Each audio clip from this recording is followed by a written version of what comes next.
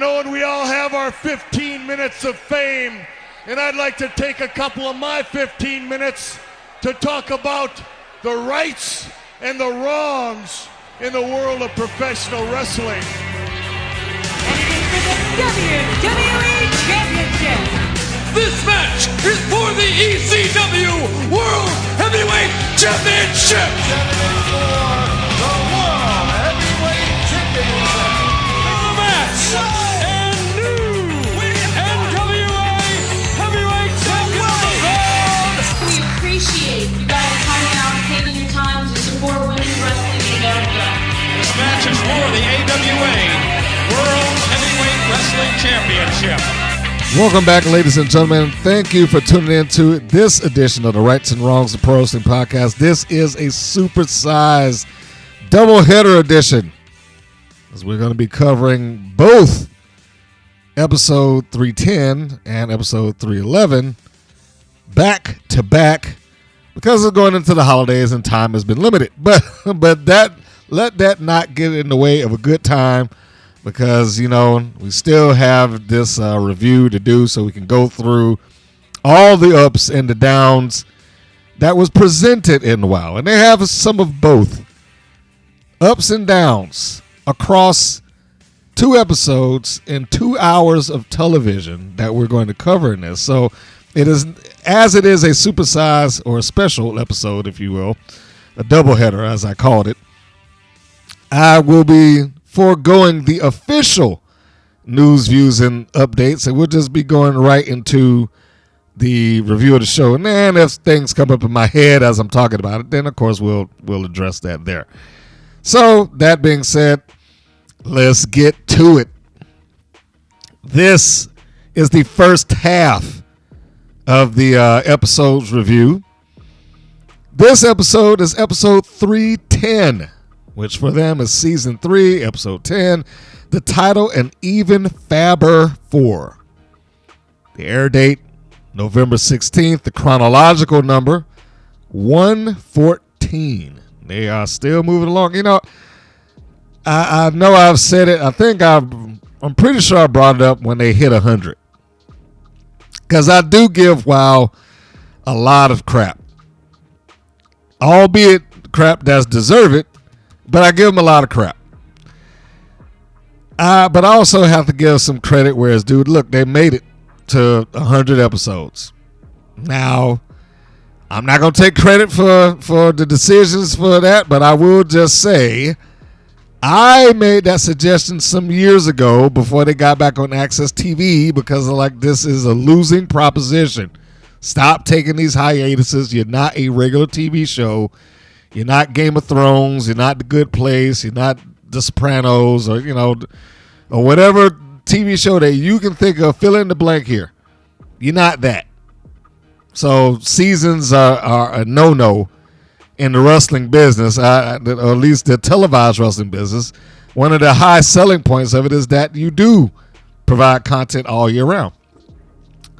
So they've done that, albeit they've addressed one problem and created another when they just decided, well, we'll just shoot the entire year this month. It still leaves room for things to go wrong, but, you know, whatever. We'll leave it with the pro or the praise of this situation and say congratulations for getting this far in over 100 episodes, and I'm sure that's pretty much all they were trying to do. Let's just keep it cooking. So we start off with the Even Fabber Four edition of the show. I was going to go through on my note here. I said address the topics in the email about the PWI and exclusion from, and that basically turned into a bonus episode. If you have not checked out the bonus episode that I have prepared, please do so. Let me know what you feel about the comments or the statements or my opinions, you know, in the comments below. But that bonus episode is why the wrestling media does not take WoW seriously. And if you have any input or anything that you would like to share, whether you are a fan, talent, management, or otherwise, I look forward to your comments. So, the beginning of this episode, the beginning of the show, starts off with the Fabulous Four coming out to brag about winning custody of HollySwag. I still think that was a stupid stipulation. She's a grown young woman. There's no reason for her to have anybody fighting for custody of her. And I know what the logic of that is, because somebody out there will say, well, they've wrestled for the custody of this person or that person or what have you before. Yes, they have, but they usually were like in a valet position or being held against their will because I own your contract or something like that. Here it was just literally like, well, we'll have a match and whoever wins gets her allegiance. So it's the normal WoW thing. It's the surface level of that was fine, but there wasn't a lot of thought put into the underneath. The only plus in this, HollySwag, when she was standing outside as they were debating over her, and I know I said it then because I love the fact that she said it, and I appreciated the fact that she said it, that she didn't think that she should be passed around like an old pair of drawers or panties or whatever, terminology she used at the time. But the point is that she had a point. And she brought in some level of logic to an illogical situation. But that aside, they come out ready to, brag about that. And this is the original remaining members of the Fab Four with Lana Starr, Penelope Pink, and the twins coming out there. And then they introduce HollySwag. What we got here is the closest that we have seen to her alter ego on the independence of Hollywood, Haley J. Fur coat, fur hat. And honestly, if she had gotten those things before, it probably would have added to maybe her being swayed away from her mother. I'm not saying that that's all it would have taken is a fur hat and a fur coat, but at least it looks more expensive than the fur. Well, I can't even say fur. It was like a feather boa and the shades and the kind of fuzzy ball cap that she had. All of that she had looked cheap. And even then, I was like, take a look at her picture on WoW and the stuff that she allegedly got from Lana Starr. And then look at her in OVW as Hollywood. I was like, she looks more expensive as Hollywood. This is the closest version of Hollywood that WoW has seen. I still feel that she jumped the gun pretty quickly into screw my mom, forget that old hag. It's like it didn't take her much convincing, if any convincing at all, to get to this point. Got to remember, now, here's one of the big issues that I find with WoW and its viewership, more or less. It's not that the match is bad. I keep saying that. It's not that every match on the show is bad. It's the things that take place around the matches that drive me crazy. It's like this is written by a 5-year-old or produced by one, because we get a lot of surface level things that happen on WoW, or angles that start that don't finish, or angles that start and have no payoff. And we'll get to those as we go through both of these episodes. And this is another one of them. It's not that the overall story might not be bad, but there was nothing to make you really be disgusted with HollySwag for what she was doing. Now, yeah, she popped her mom in the head. But keep in mind, that same episode, David McClain was sitting out there trying to sell the idea of, well, she needs to go back to her mother. And he made everything that she was leaving, HollySwag, sound awful. Made LA sound like this beautiful paradise. So why would she? Especially if you're listening to that commentary at home. But getting past that, we'll just assume that she was wooed and swayed, and they bought her expensive gifts and everything, because that's what they alluded to, even though we haven't seen any of that. This hat and this fur coat is the closest thing that we have seen to her being like, hey, wow, they gave me some expensive stuff. So she comes out, introduced singularly. That was a nice touch that she got to have a entrance to herself and kind of not praised by Lana Star, but certainly a spotlight put on her. Lana's easily the best manager that WoW has. I don't know where it happened. I don't know where it started. I don't know how she got it. I don't know if she's being produced. I don't know if she's doing it off the top of her head. But she's easily the best manager that they have. Maybe somebody else will pull up the spot eventually. But as of right now, she's definitely on top of that. And it might be because they give her more time. I don't know. Or maybe somebody sit down and talk to her and maybe she started to get it more than some of her counterparts. But as of this moment, I would easily put her like, hey, this is the manager of WoW. So,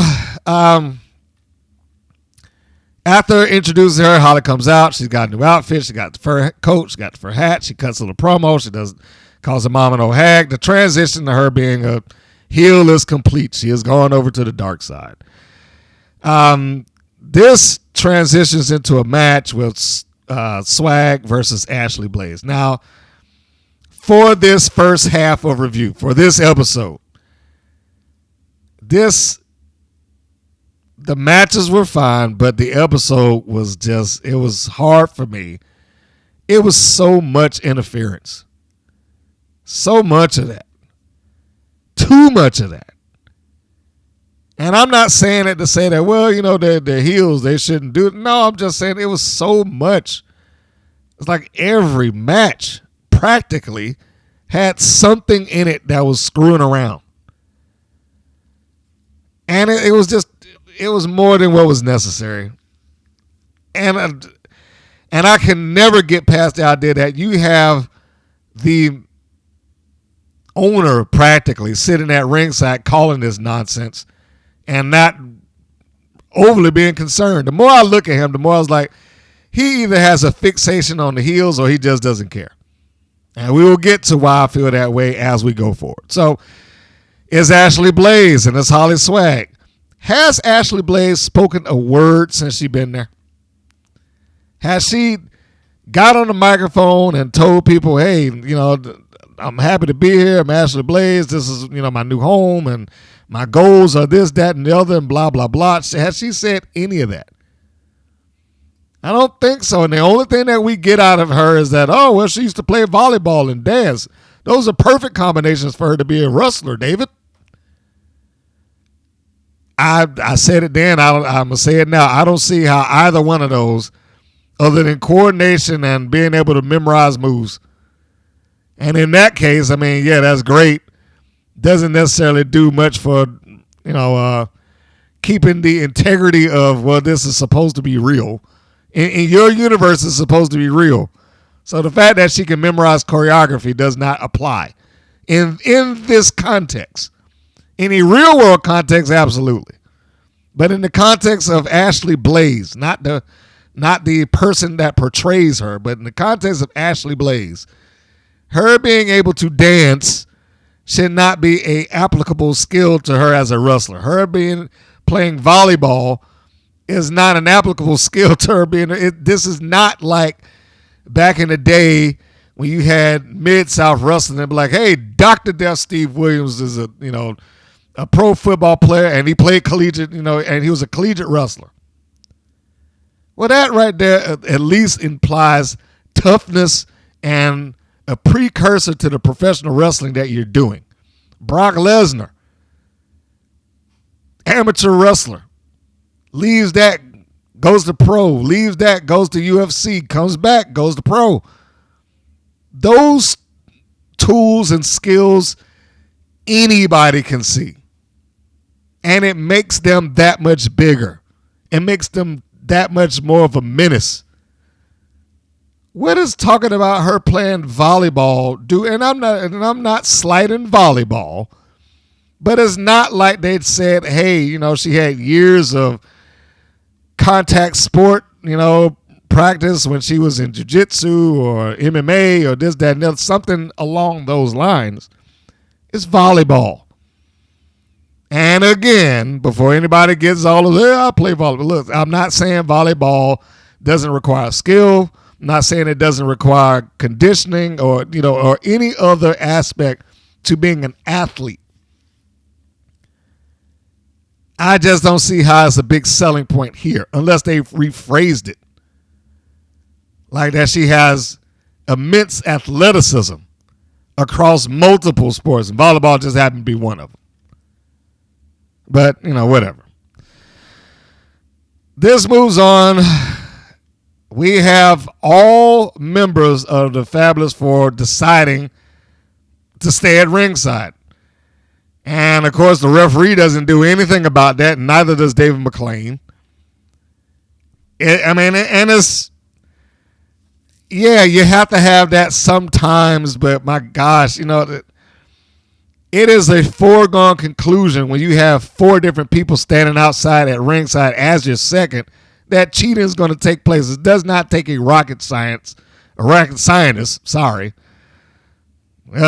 the phrasing right. Doesn't take a brain surgeon or a rocket scientist to figure out that there's some cheating is going to happen. But, we allow this to take place.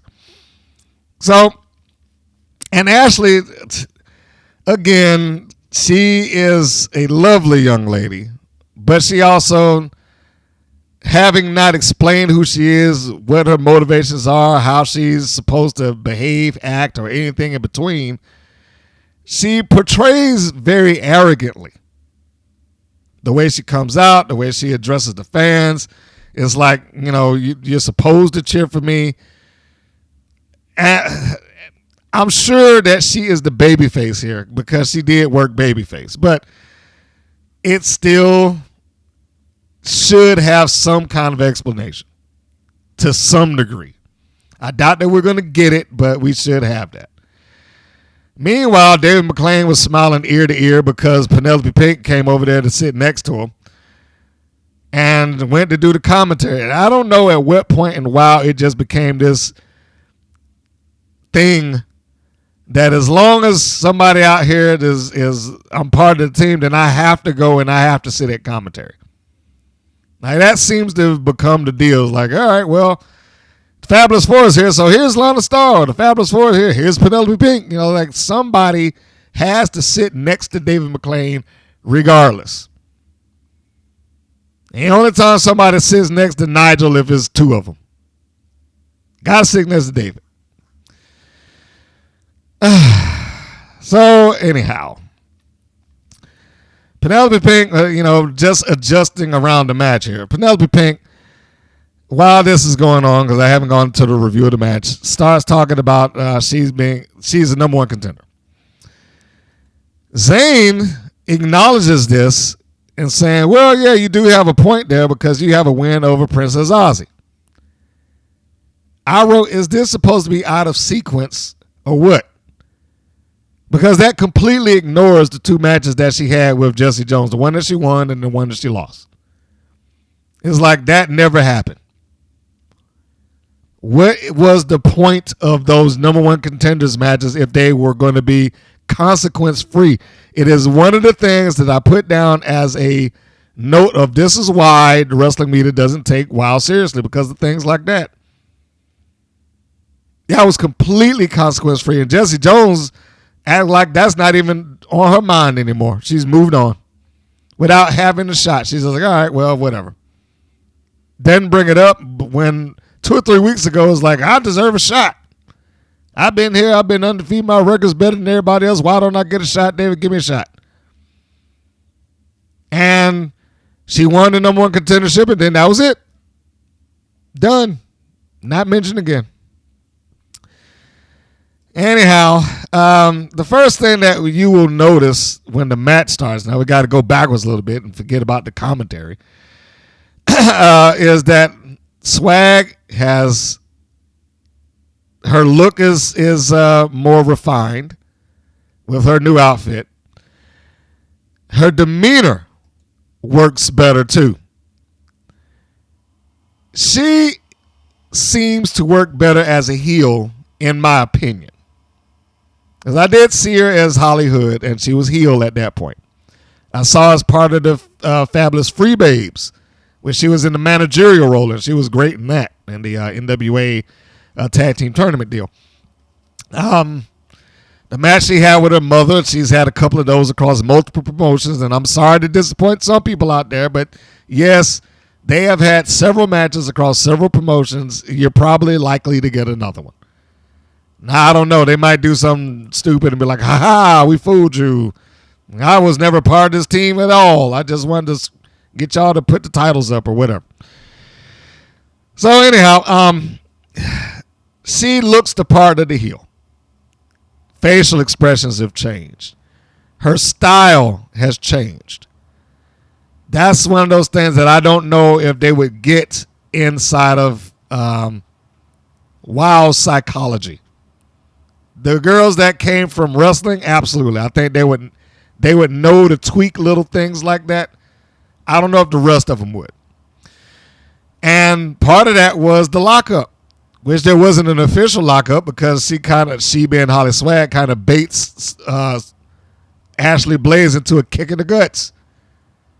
And that was, for who she is now, it works. Blaze also was pretty good here. Great arm drags. And Swag sold him like $1 million. The only downside that I have for this match at all is the interference. I wish it had just been one person out there. If it had just been Lana Star and they would be able to do stuff from that. Swag and Blaze could probably have a good match. They both have wrestling backgrounds. Blaze came out of WWE. I know she wasn't seen all that much, but the fact is she was there. Swag, of course, we know from OVW, NWA, and several independents in the Southeast. And, I think has she gone up as far as New York yet? Probably. I don't know for certain, but I'll say probably. So, honestly, I think that they probably could have had a outstanding match if given the time and the parameters to do it. In my opinion, they worked above what WOW would generally offer. And having this match overloaded like that did not do it any favors, to me. It didn't need to have both of the twins out there and Lana Star and Penelope Pink. It didn't need that. Yeah, okay, Pink's a good talker, and her being in commentary is fine. It was not necessary, but it was fine. The twins being out there, they didn't really apply anything to it. It was them being there for the sake of being there. And so that they can attempt to help Swag or, whatever the case may be. And I got that. I understood that part of that was you're part of the family now and we take care of our own type deal. But it was a little convoluted at times. And some of that was the timing by which it took place. Now, having said that, the only spot that I thought was worth it within this was when both of the twins came up and dragged Blaze out of the ring as Lana Star distracts the referee. Blaze gets the upper hand on Swag, trips her up, and then she slides in front of her face, kind of like taunting her as to how good she is and whatever. But she doesn't see the twins come up behind her, and they drag her out of the ring. Lana Star gets up on the other side, and she's distracting the ref. And then the twins are holding Blaze by both wrists so that Swag can slide in with a drop kick and kick Blaze on the outside, which she does, and then she does the whole thing. Now, I will also say that I'm very sure, I can't prove it. Well, actually, I can. But I was going to say, I'm very sure that the referee saw all of this happening and just didn't do a damn thing about it. And if you look at the video, you go back and you see him in the corner, the left of the screen. He looks at Swag go and do the slide while they're doing the, holding their arms on the outside. So he had to have seen it. And again, doesn't do a thing about it. That spot probably could have lasted, but the referee at this point should have said, okay, you two out of here. Lana is able to stay because she's a licensed manager. Use that old line. But the twins have no reason to be there. They're just in the way, and they're causing problems. And the referee should have kicked them out after that point. But, that's neither here nor there because it didn't happen. So Swag goes out there, and she gets Blaze, and, they proceed to have a pretty good exchange. Swag does not look as small for whatever. I mean, it's amazing what happens when you match up people against, what you want them to look like. And you're not going to put her up against the beast when you're trying to make her look competent and strong, or Chainsaw, or, Del Rey, somebody who's easily going to dwarf her. Blaze was a good option. Only problem with Blaze is that, her being a new face, probably doesn't need to just lose constantly, and that seems to be the role or the straw that she's picked. And then she works again very arrogantly. She comes off the ropes, gives her shoulder block, and dusts her shoulder off, that being Ashley Blaze. Swag is able to get that in there at some point after a double throat chop. So she's working the heel thing. She's being aggressive and just a little bit more dirty. We saw the openings of that when she was in the ring with Siren, but this makes it official. And Swag comes back and gets the return shoulder block, gives Blaze a little nudge on the head, not in a loving way. She just kind of like, sit your ass down, that type of thing. She does a great knee drop to the back of the head of Blaze. I mean, it was a phenomenal thing, and this time the production was right on cue with it. Just good stuff. So Swag is in control of this match. Catches her with a nice knee, Shining Wizard almost, and goes for the cover. Is unable to do it. This is the reasons why, it becomes somewhat difficult to root for somebody that you know very little about. Blaze is just a body in the ring, and almost any babyface on the roster almost could have filled this spot. Almost. If they were just looking for a win for Swag, which looks like this is what that was about. Just like, well, let's get her somebody that she can beat. And Blaze, like I said earlier, just happened to get the short end of the stick or pulled the wrong straw or whatever you want to call it. The Blaze gets the advantage, and then she starts, gave a little taunt to the Fab Four. She's able to catch Swag on the opposite end of the turnbuckles with we used to call it a mafia kick. I don't know what they call it now. But she also got like a spin heel kick to start that off. And it's like a low super kick. Gets the ref out of the way, who just kind of lingering around. I was like, I don't know why he didn't seem like he was very, very active in here. He was somewhat lackadaisical in his move. I mean, I'm sure he was doing okay, but he didn't seem like he had a lot of energy in him in this match. Maybe this was like hour 5. I don't know. And Blaze goes for the cover, and for the second time, you got one of the twins that dives into the ring to try to do something about it, and the ref's like, hey, you can't do that. This is the point that they should have just been kicked out, but that didn't happen. Blaze gets out, and here's a timing spot that I was like, I don't know about this one. This did not come off good. Blaze gets out of the ring. She's joining up with Lindsay. Meanwhile, Laurie comes sneaking around the corner. And when they cut to the side where we can see the back of Blaze and the front of Lindsay. She's holding her arm up like she's ready to clothesline this woman, her being Lindsay. She's ready to clothesline her. But Blaze goes right underneath that clothesline, and now Lindsay is faced off with Laurie, who's coming at her like a train, and I guess unable to stop herself because she just floored her sister with a big clothesline. I was like, how did you not see that, in front of you? And even if you did, even if you couldn't stop, you couldn't move your arm or nothing, but, let's not nitpick, I guess. Blaze is able to take care of Laurie, who went down to the super kick. Lindsay somehow got right back up out the clothesline.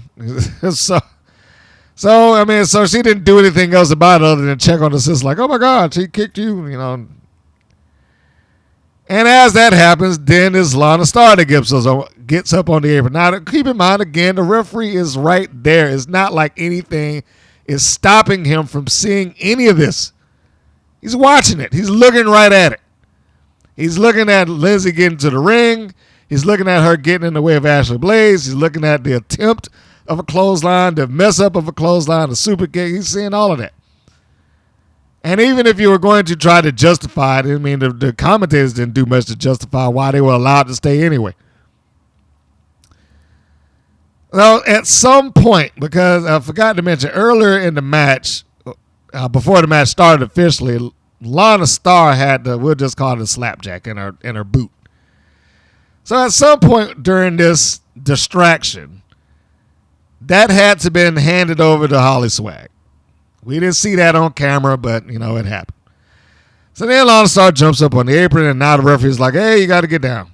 And so he goes over to talk to her. Swag gets up. She has the alleged rock in a sock in her hand, and then she whops it across Ashley Blaze's head, knocking her out. 1, 2, 3. The match is over with. Now let's just let that sink in for a second. A rock in a sock. A rock. She hit this one in their universe. HollySwag hit this woman in the side of the head with a rock. Not a bottle and not a belt, a rock. Where's the discipline for her? But I guess since she wasn't wearing a full-on mask and hiding underneath something, it's perfectly fine for them. It's fine. This is the stuff that I don't like. That's the primary reason that I don't like David McLean there. Or at least, one of the major ones. Because he will not be management until he wants to be management. I wrote in my notes, it was better late than never that Swag cut a promo. He cut one following the match, and it was about the closest thing as we got to some level of explanation, rhyme, or reason as to why she's doing what she's doing. The promo in front of and the promo behind the match. I also wrote that Blaze as a new talent already feels marginalized. She hasn't really done much of anything there. She's had the match, and she's looked good in the matches that I've seen. But I want to be able to connect to why she's there. And we haven't got it.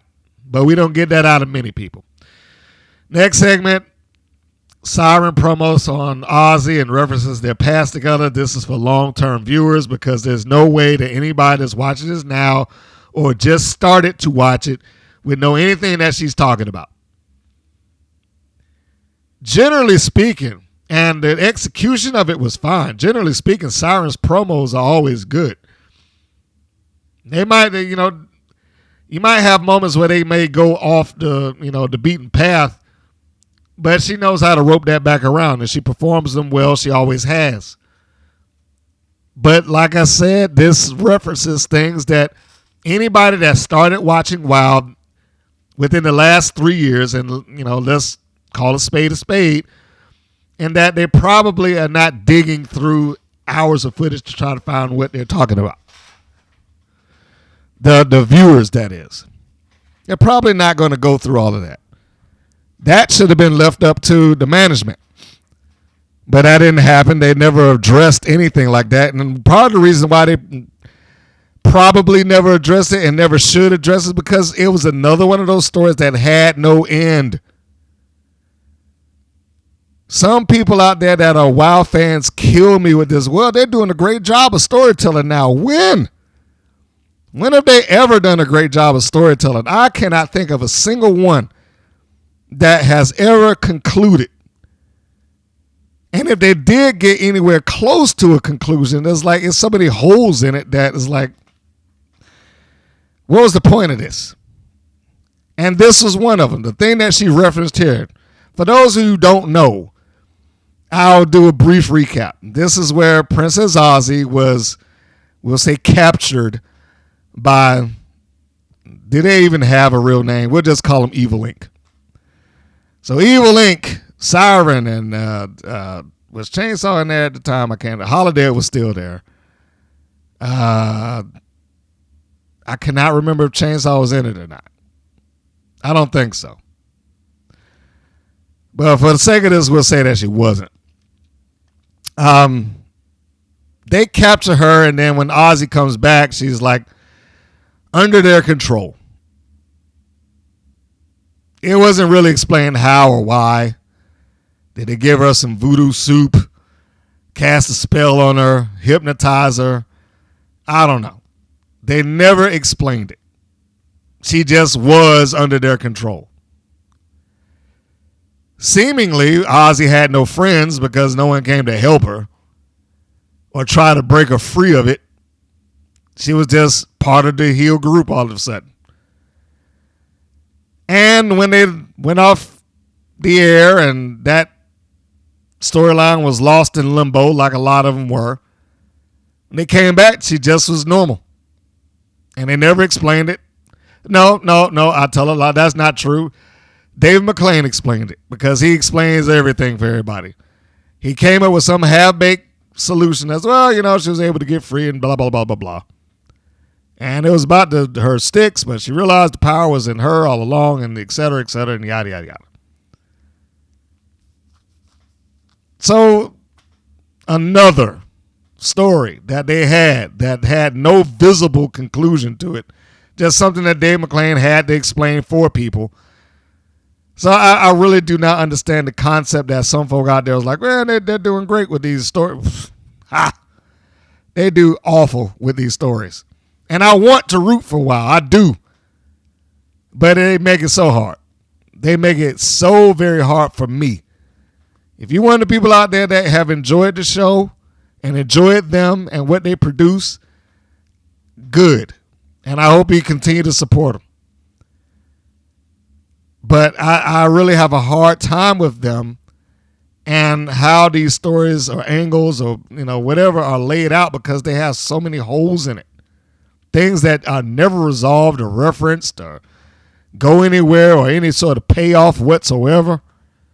It's just a series of random stuff.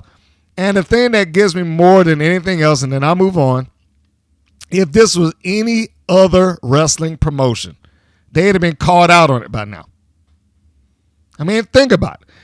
If this was an all-male roster, if it was just another wrestling promotion with an all-male roster, and let's just say maybe it's got a female division in it, if it was just another wrestling promotion that was trying to get national TV, and you utilize the same stories, the same production, the same angles and everything else, and you applied that to this imaginary roster that we're talking about, would you be as forgiving about the show as you are now? Would you? And be honest with yourself. Would you be as forgiving of this show if it were not a 100% female roster? Or are you willing to give it that just because of the novelty of it being a female roster? Because I get the impression more often than not that a lot of people that watch this show do not translate into typical wrestling fans. We'll put it that way. they're probably wrestling fans or they're growing wrestling fans, just growing into it. But outside of that little demographic, I don't see why you would feel any differently about this. Next segment. The show promos Valentina Diamante. She's being introduced as a star, more or less. And then the next thing I wrote here is, will they follow up? Now, this is kind of a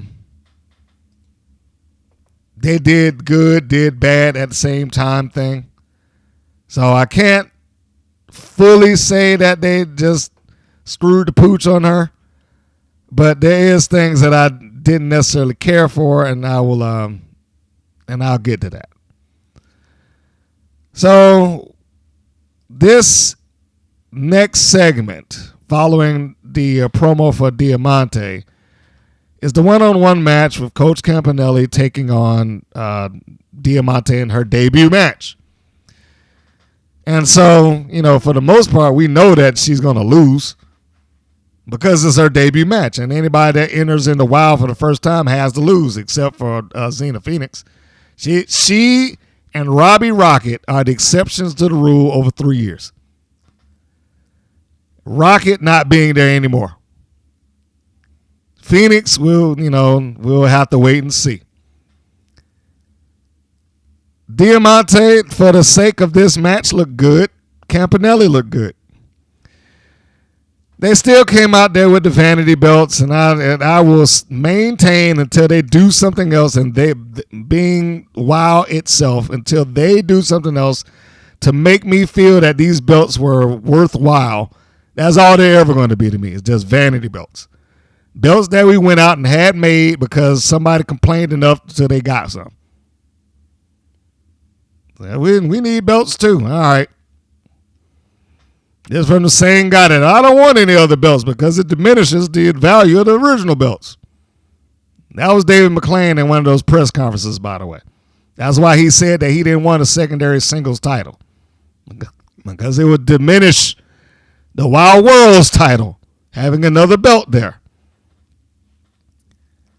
But I guess he wasn't so much worried about it in the trios thing because, it's a different division. This division that we just have to make as one team at a time whenever there's a match that comes up. So, this, for WoW standards, got a lot of build-up. And I stress for WoW standards because she being Valentina, got the promo, she got the promotional package. She got to come out with the cape and the new outfit and all that good stuff. For them, it was fine. I didn't know why Coach was referred to as a veteran, but I guess again in the Wild's universe, he probably is. I don't know if Coach Campanelli has more than 30 matches across 3 years.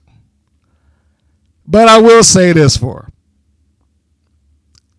However she has trained or learned or whatever the case may be, she seems very competent.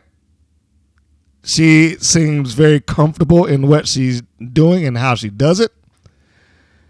She does seem like the wrestling thing for her has been taken to, I want to say somewhat naturally, but she seems to have taken to it. Now, that doesn't mean that I don't think there's room for improvement, but there's always room for improvement. So that should not be taken as some sort of insult. So the match in and of itself, I don't know how much they would require to practice ahead of time. Of course, if you looked at a little piece of the Netflix Wrestlers series, which is being advertised again, particularly by Swag. I saw her doing it not too long ago. But they're advertising that again. And one of the comments that was made on there, assumably by her better half, I don't know if they're still together at this point, but, I don't keep up with people's personal lives there. But he said on the documentary or the docuseries that, they go out there this early, they being Swag and Big Rig, They go out to California this early so that they can help the girls who do not wrestle practice and get their match together for the week. So, judging off of that, I mean, he basically was saying that some people there require a week worth of practice. Now, I don't know how true that is. I wouldn't doubt it if it is. But if it is the way that it works for them, the praise of being able to remember what to do and how to do it, I can give. I would have to see Campanelli at least in another ring with another person somewhere else on that day to see if she could replicate what she's doing on WoW. Because otherwise, then she's just like everybody else. She just has a better memory. So we have a point in the match where Campanelli charges in on Diamante after she whips her into the corner. Diamante is able to slip out to the ropes, and the second that she does that, she just goes over to the referee. She's like, hey, ref, look at this, my elbow. Look over there. They're pointing at the fans and whatever the case may be. While she's doing that, then Candy Crush walks over and just yanks Valentina off of the apron. So she smacks her head on the side of the ring. Another match of interference. Not as much interference as the HollySwag match, at least not yet, but another match of interference. And Campanelli gets the control again, and she goes back to work. It's not important whatever else happened throughout the, bit by bit and step by step. Valentina is applied into I'm hesitant to say sharpshooter, but I'll just go ahead and say it because it's mostly recognized as that. Coach gets Valentina in sharpshooter, and Valentina is able to try to drag herself, but not good enough to get to the ropes. That seemed to be like that was going to be her path of escape, but she was able to counter it and get it into a pin position, almost getting Campanelli down, but not quite close enough. And the end of the match was relatively smooth. It was Campanelli getting a reversal to take Valentina into her finish. So following a high crossbody, going for the cover, Campanelli is able to kick out. Valentina sizes her up. She charges in. She goes for what looks to be a crucifix. Campanelli is either able to slide out from underneath that and then hooks both arms. She is now standing behind Valentina, and she gets in the buzzer beater. It's the unprettier or the kill switch for those who don't watch WoW. And that was it. She won. Campanelli got the win because, Coach Campanelli has to win. I said it was both good and bad, and I'm going to say that now. It might change when I actually see the match that's coming up. And here's where it starts just like, all right, here we go again. This is why I didn't care for the episode in general. And I say the entire episode, not just one or two matches.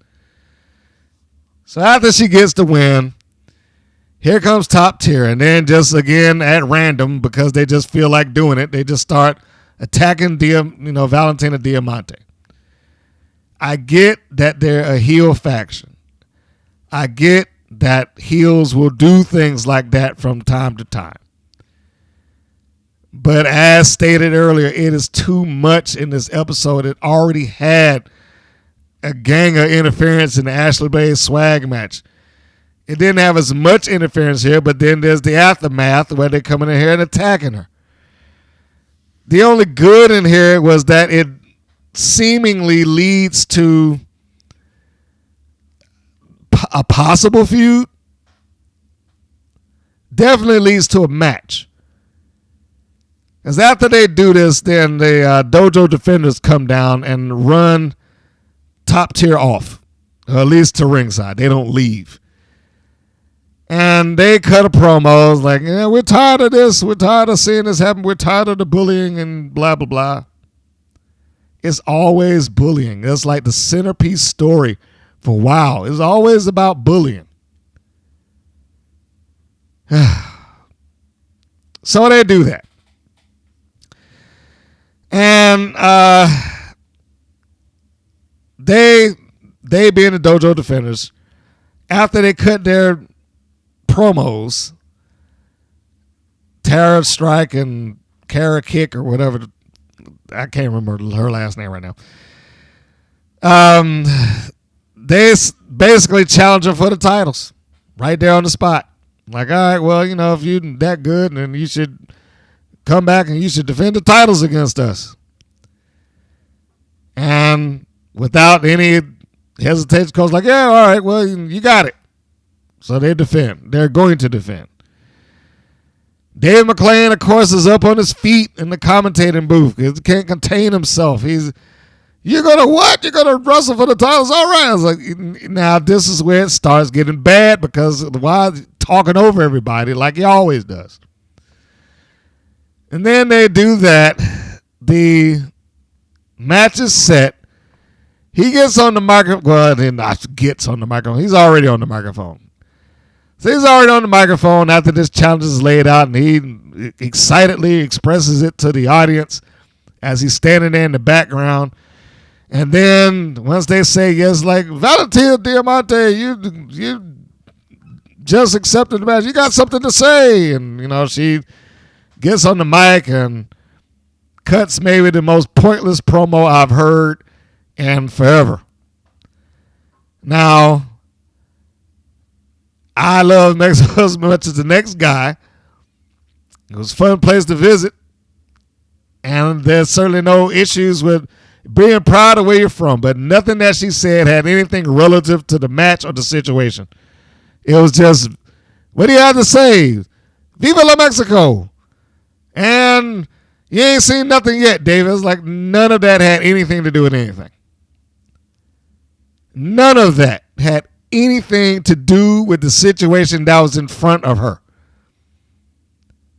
It's like the same thing from a lot of the WoW girls who are trained specifically through WoW. It's like they can say some stuff and they can say it with a lot of conviction, but there's nothing being said in content. So she says that, and I'm like, okay, not, hey, I'm going to get even with you guys for beating me up, and the next time I stand in the ring with you, I'm going to get the pin on you, Coach, give me something. Nothing. Just, you haven't seen anything yet.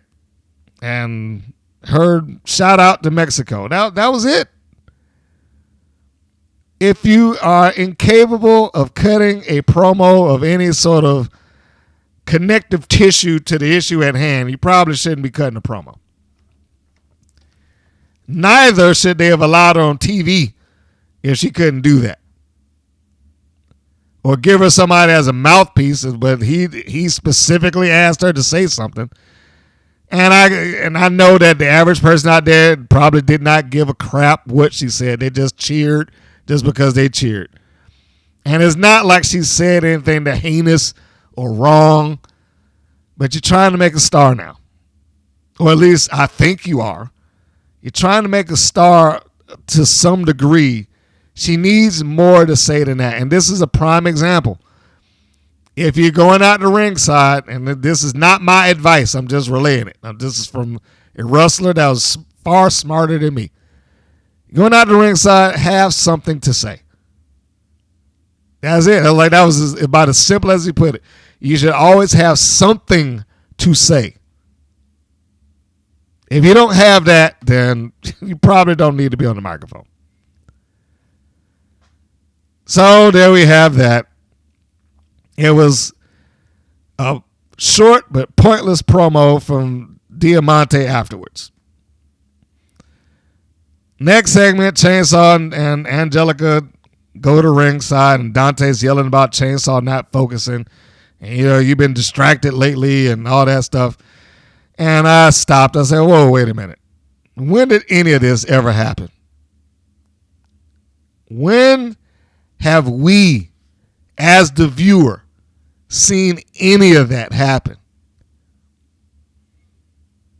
That's why I say it's laughable that people would tell me that WoW is starting to do good story arcs. It is laughable. beforehand, when we saw Chainsaw in these segments, it was bad then, where she would come through the door and like, I need you to be more aggressive. I need you to do this. I need more and more. But at least you could kind of accept that. You could accept that one because there wasn't this element of, well, you're not focusing. You're not. You basically alluding that there's been a problem there that Dante's been trying to solve. We didn't get that before. So it wasn't as bad. Here, she being Angelica Dante, specifically is talking about, you're not focusing. You're not doing what I tell you to do. And she's yelling at her, right? And they're going through the door, and I guess the doorway is now becoming the equivalent of the Wild Steps at the Belasco, because it's been the only location that Pep Reilly and Chainsaw seem to be able to cross paths with each other. So she's been yelled at, getting ready to go to the door. Then Pep Reilly comes out of nowhere and hands Chainsaw a flower. I guess she was just lingering around, waiting until Chainsaw showed up so I can give her this. And then she just scurries off. Dante looks just gobsmacked that, what are you doing? Then she knocks it out of her hand. It's like, this is what I'm talking about. And she walks through the door. Dante does. And while she does that, Chainsaw reaches over and picks it up and puts the flower behind her back so it can't be seen. And I guess that she walked past everybody with this flower behind her back and no one noticed it.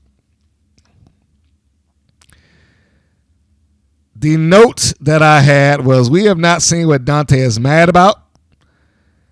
And when was Chainsaw distracted before? Haven't seen that. But we move on from there because it is a act of futility for me to try to figure that out. And I know that was just nonsensical and is not going anywhere. And this seems to be, exactly what I mean. It's not going anywhere. I would be surprised if this angle in and of itself finishes off, since it seems to have started kind of from nothing. I mean, it had the bare bones of introduction to it, with Chainsaw somehow taking a liking to Pep Reilly. Now, of course, we haven't explained that at all either. She just has, and I was even willing to accept that. It's like, I can accept the inexplicable monster deciding to, you know what, I just like this person, so I'm going to pet them on the head or give her bow back to put in her hair or whatever the case may be. But no, I don't know. I don't know. And I don't know what the filter on the recap of her getting this flower was about. Like, why was the filter necessary? Is this supposed to be cinematic or something? But anyhow, moving on. So the heels come out to ringside. This is Dante. This is Chainsaw. This is Siren. Of course, throughout all this time, no one sees her with the flower. Chainsaw scoots across the ring and puts the flower underneath the ring apron so no one can see it and she can get it later, assumably. And the opponents, Princess Aussie and Tormenta, getting ready to come out the ringside. Now, it should be noted that in one of the little clips that is put together for the show, you know, those little videos where they introduce the people like, hey, come in the ringside, and then they'll cut to them in the studio in front of the lights and the black backdrop and all that stuff. It should be noted that one of those footage pieces that they used for this was Aussie and Tormenta with the belts on. Something that hasn't happened yet. I'm not sure if it's gonna, but Certainly something that hadn't even happened on TV yet. If it's going to happen, then they spoiled it. If it's not, then it was pointless. And I won't say who, I sent messages out after that. But the point is that it's like, who is quality checking these things? This is like the third or fourth time that has happened on this show since they've come back in this new arena. It's like, does no one sit there, pay some guy to watch this show, start to finish? Are you a fan of Wild? Good. We'll pay you to sit here and quality check this. Give us the notes on the things that should be taken out, or the notes, the things that should be put in. And we'll give you $50 or $100, whatever. I don't know. But pay somebody to do this job, because it just comes off as amateur. And wrestlers by default being associated with crap, well, the crap will rub off on them eventually. And as it is right now, WoW is such a non-factor that most of them can survive it. But if it does manage to somehow accidentally gain, start growing as audience, you don't want things like that on there that are going to obviously show that this is a subpar product, because it's indie promotions that do better than that. They go through a lot of painstaking effort, regardless of what the backdrop is, the set looks like, the ring looks like, or the talent. There's a lot of guys out there that work as editors on the indies. I was one of them who took a lot of pride in the work and went back through it enough to say, all right, let me take this out and take that out. And even if that weren't the case, because I know for the ones that I came across and, we kind of talked shop of editing wrestling footage, it's just one of us. It's just one of us, largely because most of those places didn't have the budget to have multiple people in multiple departments doing this. You was wearing a lot of hats. I was the camera guy, I was the commentator, I was the editor. I was doing a lot. And I was the only one out there that was doing that. So the idea that something could get past me is plausible. The idea that somebody could let this air on national television from a product that's being supported by a multimillionaire and businesswoman and a guy that's been in the wrestling business for over 30 years, being produced by somebody else creatively that's been in the wrestling business longer than that, and they still let stuff like that slide, is beyond me. You should not be seeing footage that was never meant to be seen. And I can understand why it probably is that way. My guess is not, and this is one of those this I cannot prove moments, but my guess is they probably have an editor who does not have to sit there and watch the show week to week. He's probably given it a shot list. These are the things that we want you to do. This is how it wants to go. Put these things in this order. And if he's given that along with access to the files to do the show, then and the assets to do the show as well, then it's very likely there was probably a folder in that asset. And again, I can't prove this, but just bear with me. It probably was a folder in the assets that was labeled Aussie and Tormenta and something like that. And he saw it, put it in there. All right, that's fine, and went and moved on.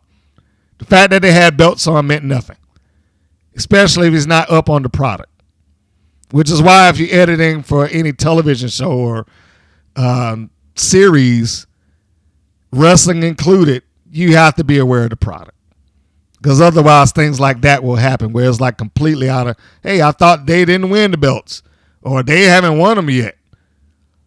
The first time I saw them have some screw up like that was when they introduced the Brat Pack, and who did we see alongside of him? Jay Boogie. The same Jay Boogie, by the way, who had got kicked out of the group like weeks earlier. And you know who we haven't seen since this thing came back? Jay Boogie. Except in that one little clip that got past somebody on TV. So, the baby faces, Tormenta and Princess Aussie, they come out to deal with the heinous heels. They talk about Tormenta dyeing her hair red to match up with Aussie. I don't know if that was for, but it sounds good. Funny thing is, one of my guys at work has said that like a couple of weeks ago. It's like, oh man, she probably just dyed her hair just to be, just to match her. And lo and behold, that's the story that they went with. Like 3 weeks later, it's like, oh, I guess his little joke was true. During this match, Nigel Zane is trying to justify Penelope Pink being the number one contender the way that he did at the start. I was like, oh, come on, dude. Please, seriously. And I know it goes back to they are just flat out ignoring that Pink and Jones had any matches at all. And it takes me back to the same statement of if they cannot take the consequences seriously, why should I? If it means nothing there, well, why would I get invested in any match that they have when largely WoW will change things at a moment's notice, whether it makes sense for them to change it or not? Princess Aussie wins the qualifier back in episode 25, the infamous episode 25. Aussie wins weeks ahead of time to qualify for the gauntlet match and never shows up for it, at least not on camera. And the old wild card rule is introduced, the rule of laziness. Because if we can't explain it, wild card it. Well, she just got back in there because we got a wild card rule and she got it. All right. I guess I should start talking about the match. Anyhow, Aussie and Siren start this thing off. They have a good exchange until we get Tormenta in the ring. Tormenta, they do like a series of clotheslines on Siren in the corner. This is going fine. The story here is about Chainsaw. That is the ultimate story. Aussie and Tormenta are like periphery to that, because it helps them as a babyface team, but there's really no story here at all, and it goes into what I was saying earlier with Siren. For you to know that there was some sort of history between them, you should have seen it, because they don't really, it's not like they give recaps here. Like, you remember a couple of years ago when this happened, and showed footage of it. So that's all, like, none of that she talked about was important. It sounded good, but none of that was important. It's referencing something that had no bearing on this match whatsoever. Tormenta looks good against Chainsaw because Chainsaw doesn't envelop her or just dwarf her inside of, her size. Good call on whoever was like, well, the insecurity that Tormenta had didn't really catch Chainsaw, but also good on the editor for fixing it. Because, the only way that you would notice that she did not hit her is if you paused it and saw like that.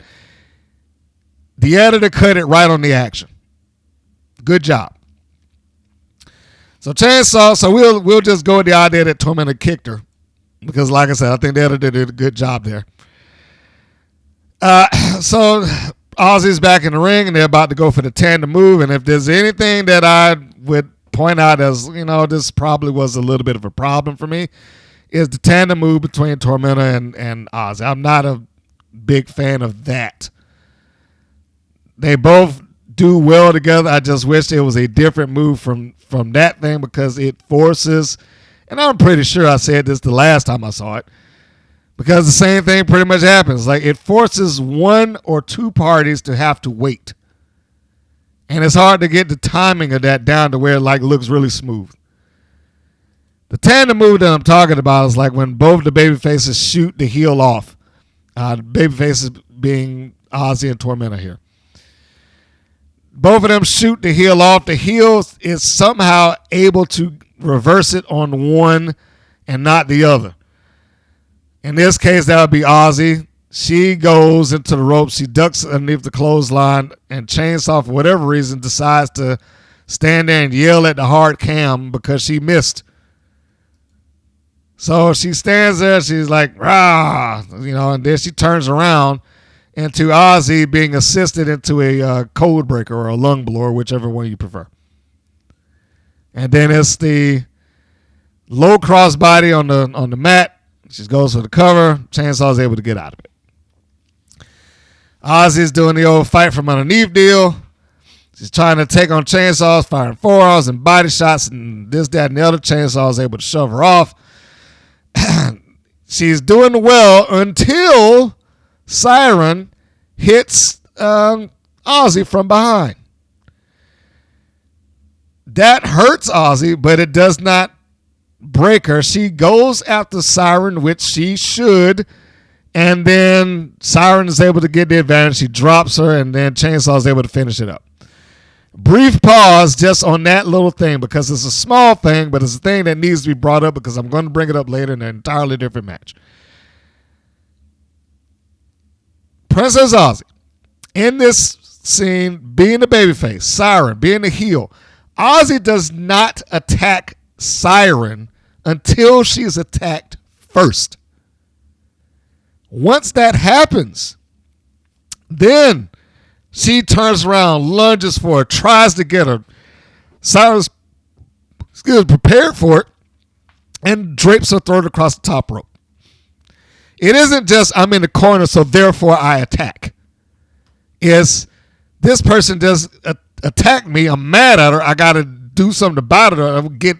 Let me get you because, up until this point, it's been fairly, I want to say, not even. What's the word I'm looking for? It's been an exchange between two forces. It's good versus bad, but no one has gone out of the realm of, I got to pull some strings of Cheetah. Nothing blatant like that as of yet until this point.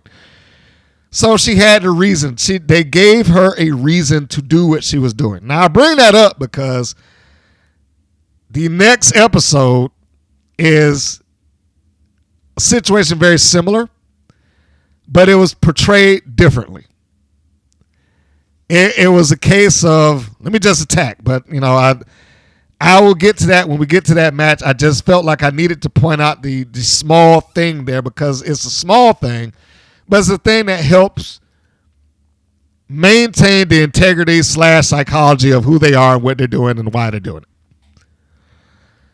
So even when you get Chainsaw who drags Aussie back into the corner, Siren's laughing at her. She's doing her evil cackle and whatnot. She's giggling at the fact that Chainsaw's driving shoulder blocks into her.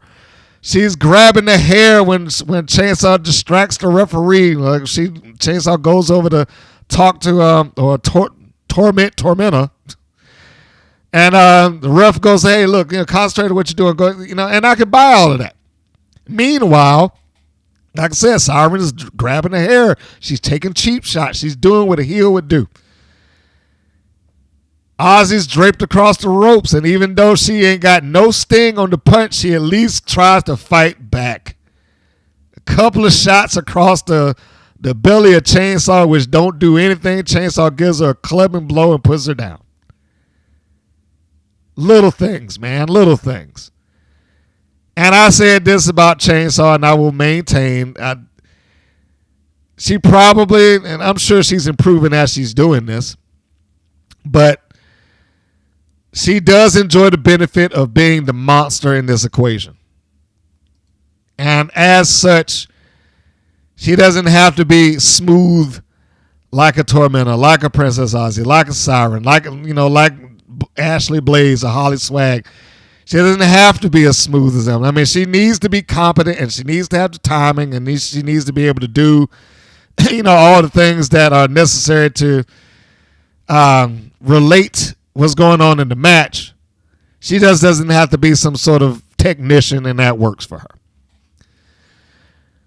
So the tag goes back in. Siren's into the ring now. Aussie's struggling, and she's in a bad way and doesn't know what to do and how to get out of this because she's dragging herself to her feet after being double teamed and cannonballed, and Siren's trying to catch in the corner, and she tries one more time, charges in, and she catches an elbow.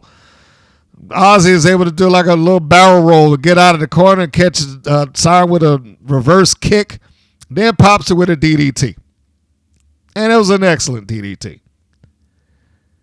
I can remember that a young lady named Rock and Roll Roxy gave Siren, or Nina Monet at the time, gave her a DDT. She basically said to me, I'm not even sure if I heard her with the way that her hair was set up. I mean, she was saying that jokingly, but, it's basically like it is now. It's like, there could be some pad in there. I was like, I'm not even sure that would even hurt her. So anyhow, hot tag is made to I was about to say Princess Aussie. Aussie makes the hot tag after she catches her with the DDT, and Tormenta comes in for the cleanup. I didn't care for it. I mean, it's not enough for me to be like, this match is terrible. But I didn't necessarily care for the little stutter step that Chainsaw did. I know that she was getting in there too soon, which is why she stopped herself. This is when Tormenta gets in the ring. She goes up to the top rope. So when Chainsaw comes in to help her partner, she had to kind of stall or do a little stutter step so she didn't get in there too fast or get across the ring too fast. And then she met the missile drop kick off the top, and then Tormenta starts going to town on Siren the Voodoo Doll. Meanwhile, Chainsaw rolls it outside and after getting that drop kick and just sees her little Daisy and has to pick it up for comfort. Siren in the fireman's carry position goes for the eyes. Well, actually, she went for the mask and the eyes of of Tormenta. Yet another small thing happened here that did not take. I'm just gonna go ahead and call it out. It's the Fierce Sisters that I'm talking about that didn't do these things. Okay, so not a slight on them, but I mean seriously, they should be watching some of the people that they work with to see what these little things are. The little thing that I'm talking about here is that she has her eyes right, the mask pulled, and she sold it. She kept selling it. Staggers over to the ropes and kneels down so you can justify why she did not stop Chainsaw from attacking her partner. She's down. She's incapacitated. She's trying to readjust her mask. Chainsaw comes in after getting attacked, runs across, nails Aussie. Of course, Tormenta can't do nothing because she can't see it. She gets a kick in the belly. Tormenta gets her with her chainsaw, neck breaker. I don't like that either, but, it is what it is. She just kind of gives her a twist and makes Tormenta fall down.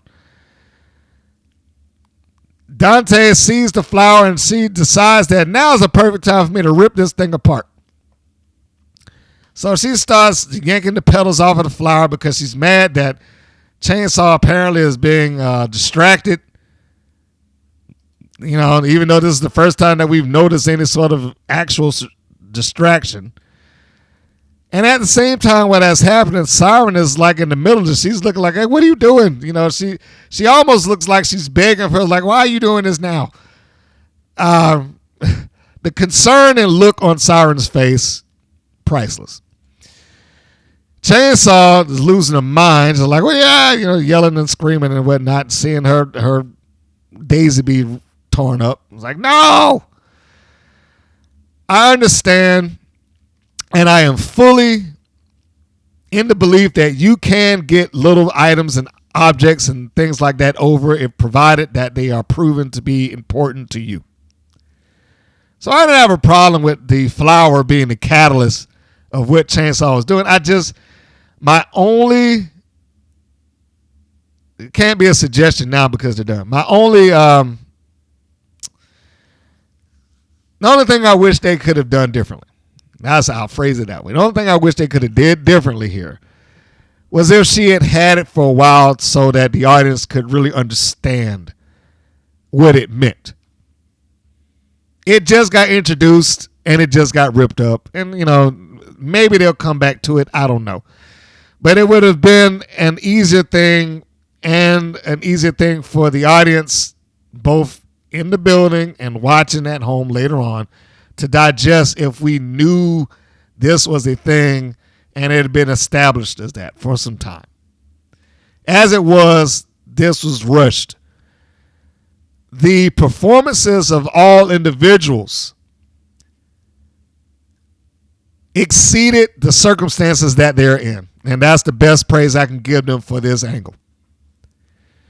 Because Siren looks concerned. Why are you doing this? You know, like it's almost like she's in between the two of them, like, hey, don't fight. Chainsaw's losing her mind. Dante looks pissed, like, you got this stupid flower here. I told you not to have it.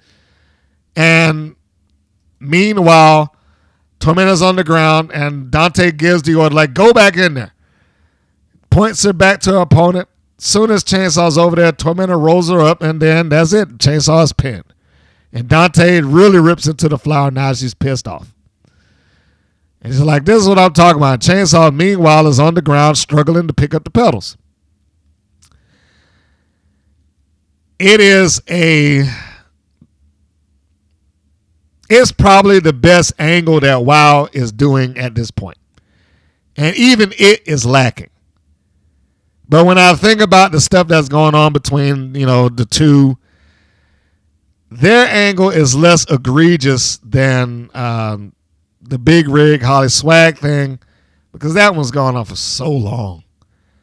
It's gone on for so long, and we didn't see this temptation we did not see the last temptation of HollySwag. We at least saw Chainsaw take pity on Pep Reilly, who was feeling bad because she lost it, because she always loses. So her being depressed and down in the dumps about losing makes sense.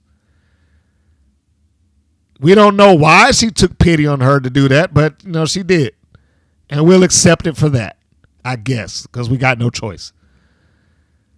And then we see her again. You know, we see that she has some affection for, or feels sorry for, feels pity to, I don't know, seeing this young lady sitting there all just depressed and whatnot. All of those things count. And other than having somebody come up talking about something that we never saw, the angle would still work. And I'll even go so far as they could still save it if they could just give more examples as to what it is that Dante is talking about, so that the rest of us can be clued in too. You know, it is a TV show. We're supposed to see it.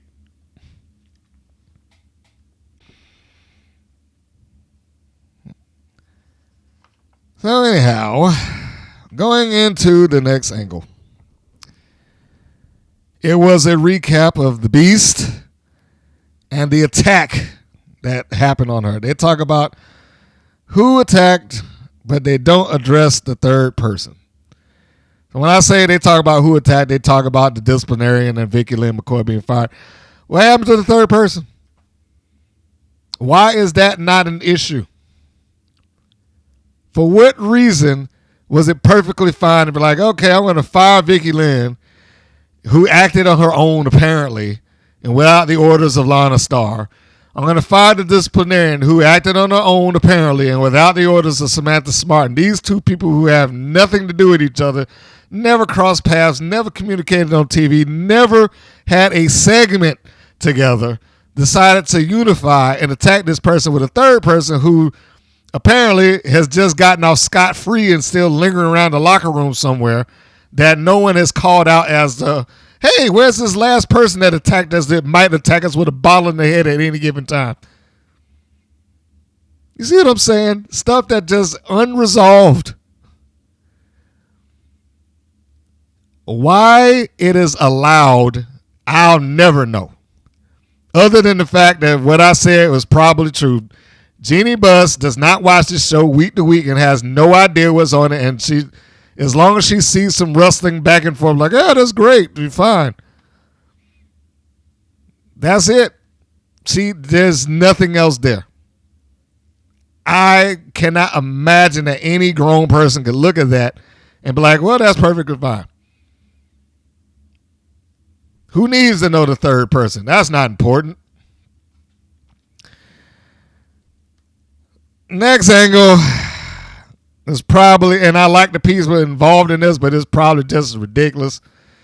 The Fabulous Four walk into a room to celebrate for champagne, and after they get in there, Penelope Pink like, hey, well, some of us have a main event tonight. Like, all right, well, we'll just take it with us. And then they walk right back out. Like, what was this even for? I mean, it took all of like 30 seconds. And it's not like the champagne bottle came into play. You can't say that they went back there, got the champagne, and it was something useful. It was literally, all right, congratulations. All right, Holly, you did great. Well, I got a match tonight. All right, well, let's go. And then they walked right out the other side, like in one door, out the other, to the same place it just fucking left. Sorry to be cussing. And I'm sure I won't remember to censor that. If I can, I will. Sorry, YouTube. So now we got a promo and a preview for the Classmaster versus the Beast. And if you heard that can popping, that was the Celsius. This is my, Galaxy Vibe. Galaxy Vibe Celsius.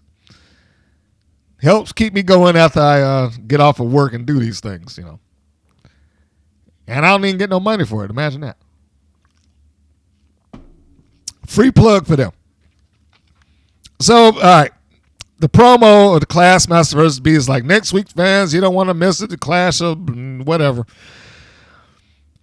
So we get this promo for this match. And by the time you listen to this, look, it ain't going to be no spoiler. That match never takes place. And I didn't think it was going to take place. But we have our silly-looking Classmaster making all her faces that she likes to make on TV. And next week is the epic battle of the Classmasters. She looks just as goofy as ever when she does that. Versus the Beast, who hasn't been here in 2 months. But this time we promise it's going to happen.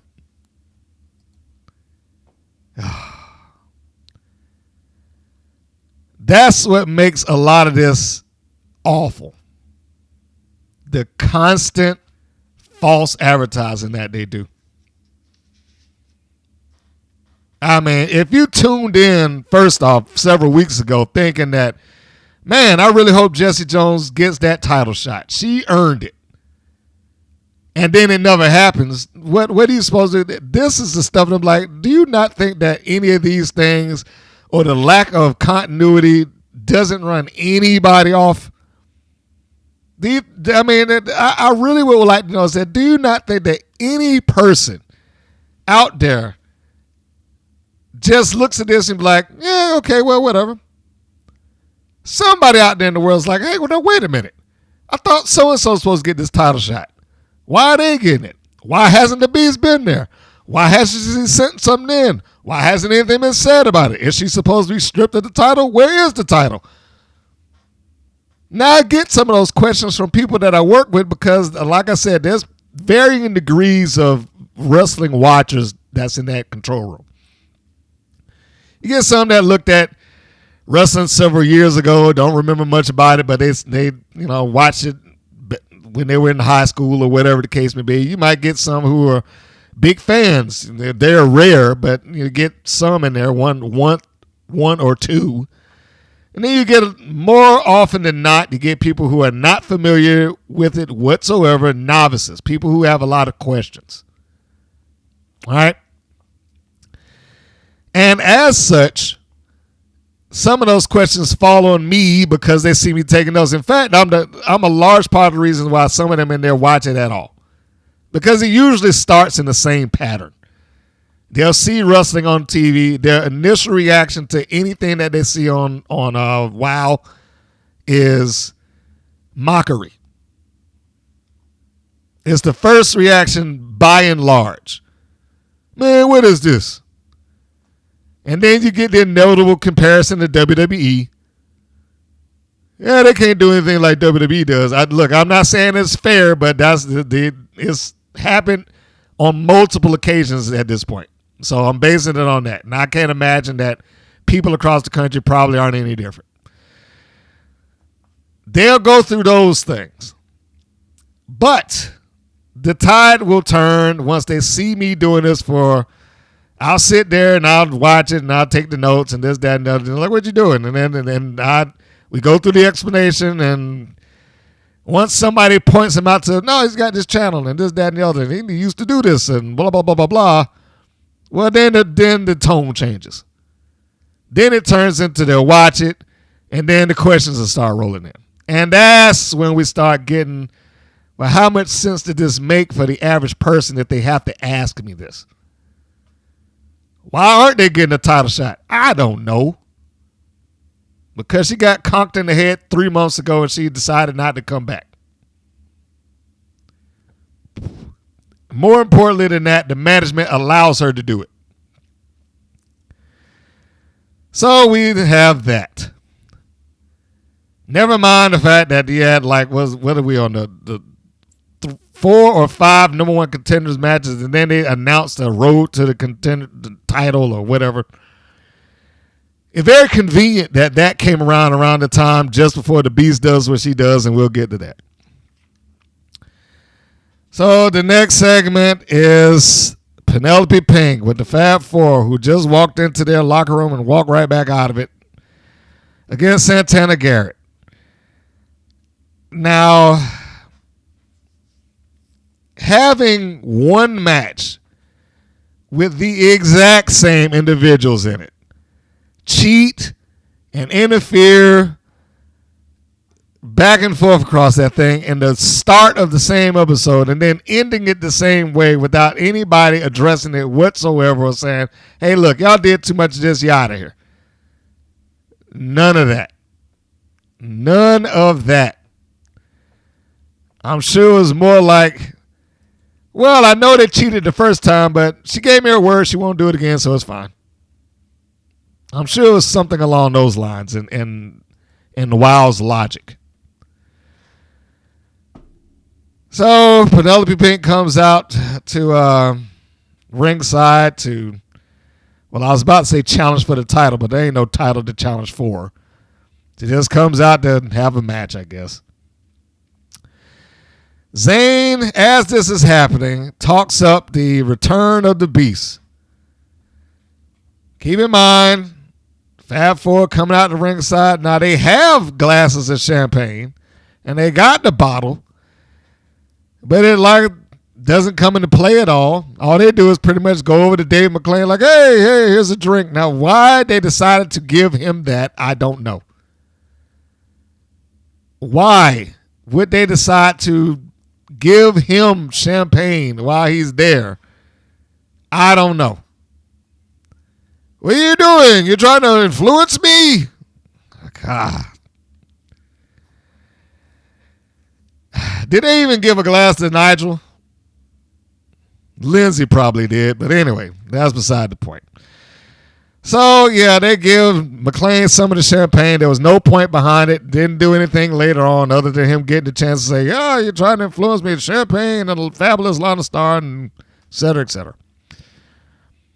Garrett comes out the ringside alone. Surprise, surprise, because, baby faces are stupid. And the match, it was what I expected. I expected the match to be good. But I also would expect something along the lines, and I'm probably asking too much with that, but this all allegedly happens within the same hour, 40 minutes to an hour, right? You just saw, if you're Santana Garrett, you're in the back, you just saw the Fab Four pretty much dismantle Ashley Blaze, because there was 4 of them out there that she was competing against, more or less. Even Dave McClain said it, even though he didn't do anything about it. Which, that's another problem in and of itself. And we'll get to that. But you're Santana Garrett, and you're coming out at the end of the night against the same people that you saw do this earlier in the show. I'm thinking I'm going out there complaining to a ref, hey, look, you got to get them out of here. Or David McClain, you need to do something about this. Or find somebody to come out there with you. None of those things happen. I am going to steal another podcaster's term and say it's dumb babyface syndrome. And Santana Garrett caught a case of it this match. So I wrote down the match between the two is pretty good, but I'm waiting for the inevitable interference. And that's what I got. Now, if it was interference with the one, with just Lana or something like that, maybe. But it was interference all night long. So it took something out of this, and I don't want to go through it blow by blow. Needless to say, if you're going to watch the match, and the match is fine, and they take the time to explain, well, Americana's not here because she's taking care of her son, and we wish her well, and et cetera, et cetera. And then they bring her, well, she's been 3 years sober now. I think that was in this episode. I know it came up in either this one or the last time I saw Santana Garrett. But I do want to say, at what point did they, it's a good thing that she's sober and she's made it 3 years. Good for Americana or Samantha Sage, whichever one you want to call her by. Not my only, but one of the complaints that I do have for that is it's not something that's ever been established. It's hard to have that level of, oh man, congratulations, when you've not seen that. That alone could have been a profile piece on her. But of course, we never got that. And this match, as it progressed, did not have any different outcome than, the outcome was already kind of a foregone conclusion with everybody there. But I was meaning to say that it didn't have any beats in the match that you were not expecting. That being that they were going to just blatantly interfere and nobody was going to do anything about it. There was a nice catch by Penelope Pink when Santana Garrett came in with her handstand to elbow. Pink was able to just catch it into a full Nelson, which is great. Once that was counted and done, and we got that little segment reset, one of the twins both of them get back up and just I get the referee's attention, I guess. Santana Garrett charges over there to get them down, and they bail, which gives enough reason opening up for Pink to get a neck breaker using the ropes as a point of leverage. HollySwag's out there just living her best life and whatnot. And then we get another one. Garrett goes over to the ropes, and she climbs up on the second rope, and the twins grab her wrists, and they hold her down. HollySwag grabs her neck, and they keep her in place long enough to do what they call the photo op. That's their version of it. I believe that I stated before, I like the CD cover thing, but I don't like that multiple people do it, or multiple factions do it. It takes the special off of it when you have more than one group utilizing the same gimmick. And that was their gimmick first. As far as I know, the CD cover was their gimmick first. But it's turned into the Fabulous Four's gimmick when all right, we're going to take our opponent and we're going to pose in front of them over across the second ropes while they're in pain and what have you. Just let the Alliance have that. Let the Brat Pack have that. That was their deal. It should be one or the other, not both. Anyhow, moving on. The commentators, again, they're watching and they're calling all the cheating that's going on out there and treating it like it's some sort of a heinous thing, but I guess feeling powerless to do anything about it because even though I'm the manager and I own it and I can make rules as I feel like it, nothing happened, didn't change a thing. No one kicked out of ringside. I was like, with absolute blatant ongoing interference from the start of the show to the end, and not one ref had the sense of mind to be like, no, get out of here. Let's try to make this fair. I know that the refs don't do much here, but they could have at least done that. Or it could have been written into it to have the ref, hey, look, why don't you just get them out of ringside after we do this spot? We'll do it. We'll give you a reason to kick us out, and then you kick us out. None of that happened. Moving on. getting to the end. This is a point where it gives HollySwag a little plus for helping out her new friend and compadre. She took a fantastic bump at one point in time in the match, but all of this was for naught. All of this was for nothing when we look at this overall. So let's get to the bump portion. There's a point where Pink forces Garrett over the top rope and onto the apron. Pink shoots her head through the ropes, sets it there so Santana could kick her in the head. HollySwag gets up on the apron and starts giving lip to Santana Garrett. She takes a good shot in the face. Her reactions are priceless when she hits the floor. It's almost like shock that this woman touched me. And that was the great bump that I was talking about. I love that. I love the fall that she took to the floor. So Garrett gets her bearings, gets up to the top rope, nails Pink with a high cross body. Not enough. I don't know why Garrett would ever think that she would win this when they all stand out at ringside. I mean, she has no chance of victory here.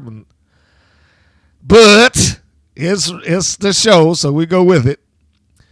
She does her nip up spot, still doing that very well. Forearm into Pink. Pink fights back out of the corner. And then it starts. Garrett is able to get herself loose. Goes to the other side. Charges in. And, well, what was that called? Stratisfaction when Trish did it? No, that was the Bulldog. So anyway, she gets, I think it was the Stratosphere, when she gets her handstand in the corner, head scissors, and pulls her opponent down. She gets that, but then that's when the interference starts up. Both of the twins hop up on the apron after Penelope Pink gets yanked down. They get up there, and then we got Garrett punching them off, and then Lana Starr gets up there, and she ducks underneath a shot. And she's forced down. Garrett decides to go for a finish. She goes to the handstand. HollySwag is already over there. She grabs the wrist, yanks him out from underneath Garrett so that she cannot complete the move. Garrett then gets up and she walks into, well, not literally walks into, but she gets up and Pink hooks her into her finish. The, what was it, Pretty in Pink, that float over neck breaker that she does. And that was it. That was the pin. And she gets the win, and nothing in particular. She just gets to go around saying, I'm the best damn thing that happens in WoW. There's no belt to it, but, you know, she still has that claim, I guess. Still was selling the match. She's putting over that she was tired and a little bit out of breath, so, you know, that was good. But all in all, this episode, regardless of match, the matches are fine. If you just want the matches, just go on YouTube and watch the match. The show, however, sucks. Too much interference. This show is overloaded with it. It's too much. 3 out of 4 matches ran some level of interference to it without any repercussion. I don't mind the heels cheating in the wrestling environment. In fact, they're supposed to. They're heels. I don't mind if you have a faction out at ringside, but they just can't be out there indiscriminately without any sort of, hey, get out of here or something. And if you're going to do it once, it doesn't need to happen 2 other times along with it. It just, WoW didn't even make it plausible that Garrett could win this match. That's about the best way that I could put it. They didn't make it even plausible that she could win. It was a foregone conclusion that she was losing this thing the moment she came out. WoW is at a point where the heels stomp out the babyface after the match no matter what. Look at the top tier there. There was no point behind that. Yes, I said heels do those things, but ideally you wanted to do something, and the only thing that I'm leaning on that it might make that worthwhile is, okay, well, it might have been the start of some angle or some feud or what have you. But I will be honest to say that I had very little faith before with WoW. I've lost all faith in them now. I have no faith that they will be able to do anything good with any angle that they attempt to try. I don't know. And lastly, Zane talking about Smart and got the Classmaster shot ahead of Pink because of her great negotiation skills. I'm like, is that a testament to her negotiation skills, or is it a testament to the fact that Dave McClain does not care about the word that he gives to people? Because it seems like he's broken that word like on multiple occasions on this show. I'm giving so-and-so a number one contenders match, and they'll face the Beast. Didn't happen. That was Pink and Aussie. So-and-so's going to get a number one contenders match, and they'll face the Beast. Again, didn't happen. That was Pink and Jones. This time it's going to happen. It will. There was one episode where he said that it will happen, folks. The Beast will be here and blah, blah, blah. Didn't happen. In fact, they're treating that match, Jones and Pink, too, like it never took place at all. Then it was, well, if you beat Santana Garrett, talking to the Classmaster, then I'll give you a number one contenders match, or you'll get the title shot. She got that, and we'll see how that turned out. This seems like less of a, well, Samantha Smart was so smart with her negotiating skills. That's how she got this title match, opposed to Dave McClain just says stuff. Okay, well, you'll get a match. Well, you'll get one. Well, I can't give it to you now, so oh well. It's just one after the other with that. I do not know why this stuff could be taken seriously, much less why it isn't. When I watch the episodes, and I hate to say it because I know there's people there that really want WoW to be regarded and checked into as a serious wrestling promotion, but man, these episodes make it really hard to do that. It makes it really hard to get behind anybody, to believe in anybody, to want to invest your time into seeing this person succeed or overcome the odds. The stuff that they do just comes out of nowhere. There's no build to almost anything. And then when they do have something that I guess that could be a launching point of some angle or some build, it's almost a guarantee that they're going to screw it up.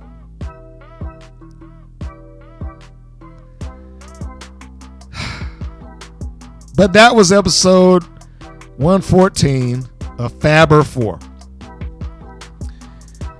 Because I'll generally take a break or something like that, I am going to just do that just because I'd like to have me a little musical interlude.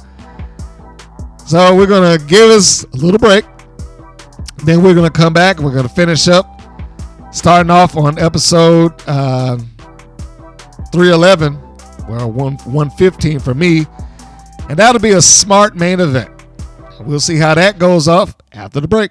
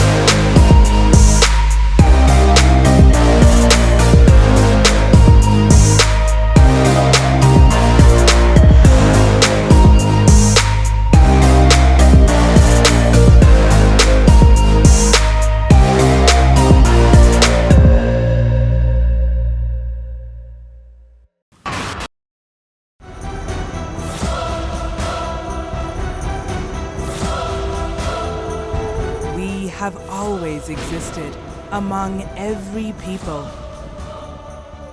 Fierce fighters, powerful, beautiful, unstoppable. We are here.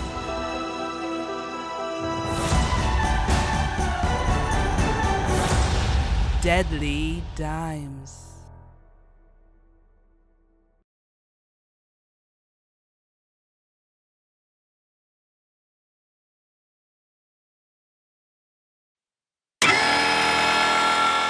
Yes, and we're back.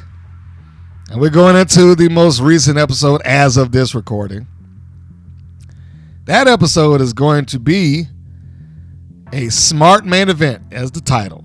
Episode 311, air date November the 23rd, chronological number 115. And this show starts off with Samantha Smart coming out the ringside. Commentators talk about the Beast returning and that the main event will happen. Smart cuts a Samantha Smart promo, which is basically you come out here and belittle the people and how stupid you are and that we're superior. Very little of her content leans towards whatever is actually happening at that time. It's a lot of one-size-fits-all promo material. I did mention when I heard earlier versions of it that it's kind of rinse and repeat. I would suggest trying to broaden that out. I don't think that's ever going to happen, but it would be a nice effort to get some scene-specific, for lack of a better term, scene-specific promos to the thing that's going on at that moment. But as it is, she cuts a Samantha Smart promo. And I didn't expect anything more than that. The commentators set up for the matches of the evening, and they double down on the Beast in the main event. That's important, that they double down. And tonight, she's going to be back here, David. Now I'm going to pause and say this. Nigel Zane saying that is one thing. Because Nigel is a commentator. He is able to be in the dark about things that go on in the back. David McClain is not. Which is yet another reason I was like, it's not a good idea to have him there constantly. I don't know when, where, or how, but eventually if they get enough people watching, people will see through the idea that you sign the papers. You make the matches. You are in charge of this. How do you not know that she's not in the building? Why would you start a show advertising somebody who wasn't in the building yet? And not just advertising, doubling down on the fact that and tonight is going to happen. The Beast is going to be here. Because if you were somebody that was tuning in specifically for her, you'd be disappointed. If you were somebody watching the show specifically to see a championship match, you'd have been disappointed for weeks. But yeah, why? Why would you do that? Because he has no excuse.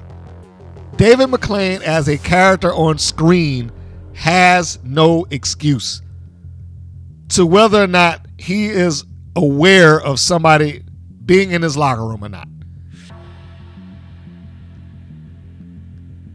That just doesn't work for the show. And it's not like, I know he shall not be named these days, but it's not like Vince McMahon in the 80s when it wasn't common knowledge that he was the guy that ran it. Because even though he was, he also did not portray himself that way. He had a proxy. He had a stand-in. Jack Tunney, president of the World Wrestling Federation, will make that decision. So Vince could sit out there and be surprised about the heinous cheating and the line and this and that. And when it got important, he got Jack Tunney. There's no person to go to in WoW because that person sits right there at ringside and he calls it every week, and he sees the cheat, and then he just doesn't do anything about it until he feels like doing something about it. That's the flaw in the logic. And I have repeated this ad nauseum, and I know he's never going to give it up because he wants to be on camera. That much seems to be very clear. But him being at ringside as the active, on-screen, recognized boss, it doesn't work for him not to know that. For him to have matches or people, and like, I have no idea that if my top talent, my champion, is even in the building. It's ridiculous. It's insane. It doesn't work on the other side of it either, like behind the scenes. Because, again, why would you, David McClain, in a backstage setting, forget what's on camera, why would you, in a backstage ownership, executive producer, whatever setting, continuously advertise for something that you're not sure you can deliver? I was always told with most of those guys, they try their best to deliver the match that was advertised. And if I can't do that, I need to come up with a suitable substitute and a suitable reason as to why I couldn't. That the fans who paid their money to be here, because, and I can only speak to the indie promoters that I knew or know, they know full well they can't go jacking their people around that pay money to come there. Because if they do, they may not come back. The only reason that WoW is able to get away with it because they got the luxury of TV and they got the luxury of a millionaire that's backing them up. But other than that, it's like, there's no reason for this. There's no reason to jack your audience around like that. There's no reason for you to make promises that you know you cannot keep. But that's what this is. This whole episode was just a large promise that they couldn't keep, and then they tried to wrap it up at the end with a promo. But no, first things first. So they started with that, and then we go into the first match of the night, which is a trios match. The Alliance, as being represented by BK Rhythm, Gigi Gianni, and Randy Del Rey, versus the Mighty Mites and Keta Rush. Before I even say that, I do need to write or say the note that I wrote when I looked at this entire episode. And it was, this is presented as a complete bait and switch, which is a disgusting promotional tactic. And I will use the word disgusting because they've done it a couple of times before, advertising stuff that they know that they couldn't give. And to do that for weeks on end is just ridiculous. So back to the second segment, which is the Alliance and the Mighty Mites and Keta Rush. The Mites, who I still feel came into this entire show under the gun, having gotten brutalized and beat up and jobbed out the first match that they had, and really hadn't done anything since. They've had some good matches, and they've shown themselves, since being there. But much like I said earlier in this episode of the podcast, that is not WoW. But like I said earlier in this episode, they're kind of like Ashley Blaze. We don't know anything about them. We don't know what they're there to do. We don't know if they have any personal problems with anybody. We don't know if they have a relationship, a friendship, a partnership with Keta Rush or Slays, because they just kind of pop in and out. They haven't targeted anything. They're just there. And it's been, about a year now? Shouldn't they at least have said something? I don't remember them having a single promo And if it was, it probably was so inconsequential that it meant nothing. And I will stress on the TV show, because if they had a promo on their Instagram or YouTube, which they usually don't, but if they had it on Instagram or X or Threads or whatever, if they put it on that, it doesn't count. If it's not on your TV show, it does not count. So moving on. Gianni and Rush start this thing off. If you've heard me do the podcast, you probably heard me speak very highly of the Brat Pack as a tag team. Gianni and BK Rhythm. Largely because I'd always been impressed with how Gianni in particular, Rhythm also, are able to get themselves where they need to be in the timing by which they do it. I have enjoyed their work immensely in that regard. The Mites, because of their style, are maybe the one team that's been there who I feel like could get the average person to at least tune in for a little while just because of their somewhat high-flying style.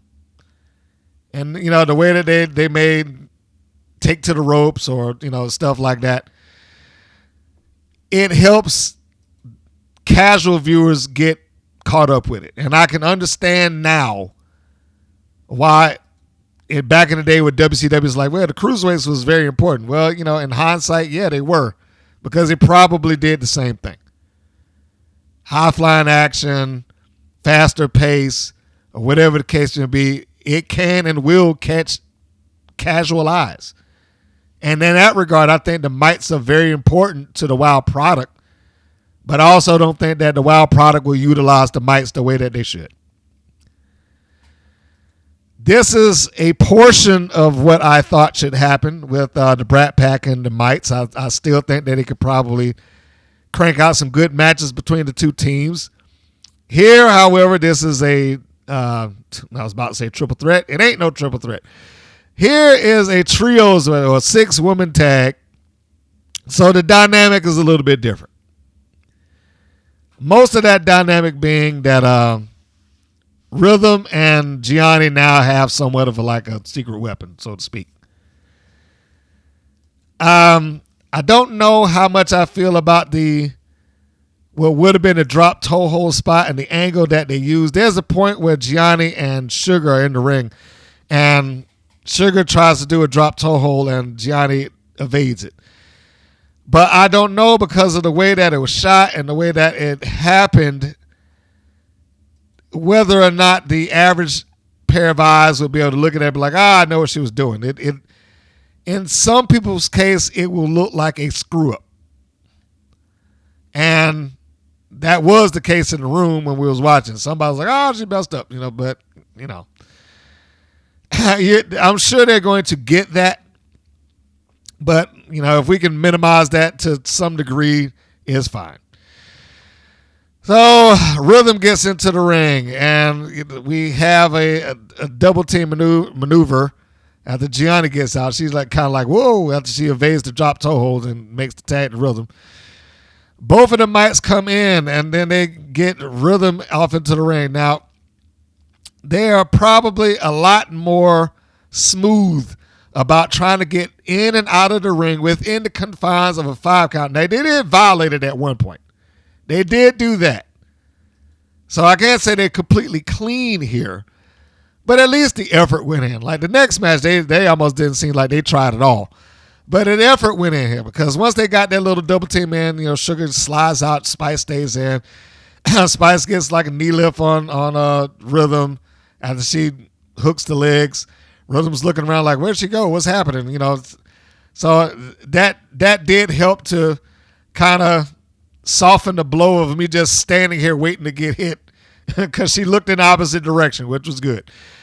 But the only part that didn't work well was a close-up on Rhythm when she's standing up to, I guess, be prepared for Spice to come off as she's doing the robot and waiting for her to come back with a head plant. Spice is able to kick out of it. I mean, Rhythm is able to kick out of Spice's pin. Again, the close up here, I didn't necessarily care. It was too close on Rhythm's face. It was almost like they were seeing stuff, communication that they probably shouldn't have seen. And then they got the aerial shot for the double team that the Mites do on Rhythm. I thought it should have been a little bit tighter because they look good when they're doing it. And they're at the blind tag game, man, and here comes Del Rey, who might as well have been Andre the Giant or the Big Show or name any other giant that you can think of, because she was completely towering over both of these young ladies. They tried to do a double clothesline first. Here's where we're selling the power of Del Rey. They tried to do a double clothesline. She just basically walks through it. And then they're trying to, prepare themselves. They give a double kick to Del Rey and double over. Then we're trying to do a double suplex, which they are not strong enough to accomplish. But Del Rey is strong enough to suplex them both simultaneously and put them down. And now the close-up on her as she gives praise to the boss, Gambino, great moment. But we will take a pause here. Why does every heel have to go sitting next to David McLean? Why is this necessary? It's all the time.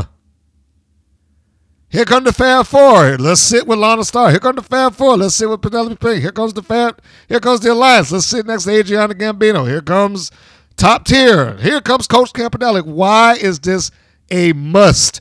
That anytime they come out there, they have to sit next to Dave McLean. For what? She's their manager. She should be standing out there at ringside is what she should be doing. So anyhow, we ignore the fact that Gambino is obligated by rules of WoW law to go sit next to David McLean and entertain him. And meanwhile, in the ring, we got the aftermath of Del Rey suplexing both of these young ladies. Her job, they made it very clear. That was one thing. The Alliance made that very clear. She's the muscle. So there's not any doubt as to what she's supposed to be doing. And my only concern, and this is not based on the match, is just the overall atmosphere of WoW in general, is that they're another heel faction. And individually, I've talked about them being, good at what they do. My question is how will they fit in the landscape of WoW when it's mostly focused on heels? Top Tier. They've got their belts made up for them, so, I don't know where that's going to go. And they seem not to cross paths with each other. They just kind of steer out of each other's way, so far at least, even though McLean has dropped hints at it. And that seems to be the most interesting thing that they're doing. Is like, well, you thinking about going after the tag titles, a lot of stars going to have to, be aware of you or think about this or that or whatever. Then I don't know why he's having conversations about Lana Starr with her anyway. But, yeah, the biggest thing seemed to be that they're teasing for a heel versus heel thing, which is, pretty much pointless there because they tried it already and it didn't work. All it was a ego-feeding thing for the Fabulous Four to defeat the Sophia's girls without any problem. So back to the Alliance, I don't know where they stand within this environment. They have to clear through both Top Tier and the Fabulous Four to carve out a place for themselves. But, I guess that's neither here nor there. So, back to the match. The person that they're getting the heat on here is Sugar. There's a a cutoff that BK Rhythm does hit. I thought it was a good camera angle for it, and I liked it because it's like Sugar tries to run over there to her partner, and Rhythm just catches it by the arm and pretty much like dosey-does her right back the other way. I don't know why that tickled me the way it did, but it just did. It's like, nope, you're not going over there. And I just enjoyed it. I also enjoyed that she did a follow-up on the gut shot. They had a tandem move, her and Gianni, where Gianni does the drop toe hold, which causes Sugar to go stomach first across the waiting knee of BK Rhythm. The move is good. The camera angle somewhat negated it because you got more of Gianni than the actual impact of the move. But you know, that's something they can work on. That's less of a wrestling problem, more of a thing for television.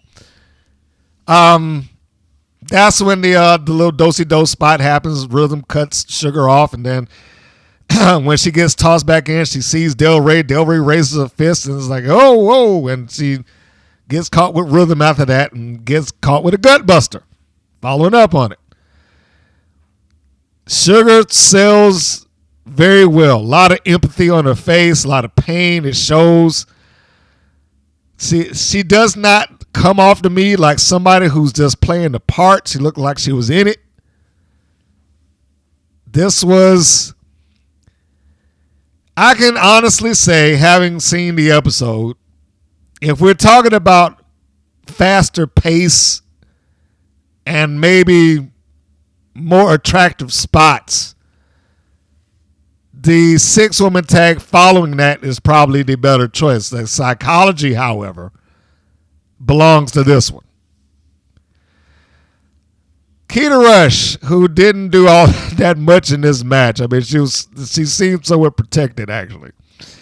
And I like Keta. I do. But yeah, she should have been in here a little bit more. So Sugar makes this desperation save of herself when Gianni cooks her up in like it was almost a gory bomb position, and Rhythm comes up behind her, but it allows Sugar to turn both Gianni and Rhythm off onto both the floor and the mat. Gianni makes a dive for the tag to her muscle. Sugar makes the tag to Rush. And you got to give it to her. She tossed the excellent drop kick towards Del Rey. Del Rey shrugs it off, and then she comes back out. It's like, you little, and then she gets caught with another one. So it's the drop kick, but she's unable to knock her off her feet. And then there's a tag between Rush and Spice, and they both do a drop kick. Rock and Roll Express style. Double drop kick. Can't even say it. And then there's all three of them. A triple drop kick, and they finally get her off of her feet. Finally. The only thing that you could question in that would be the 5 count.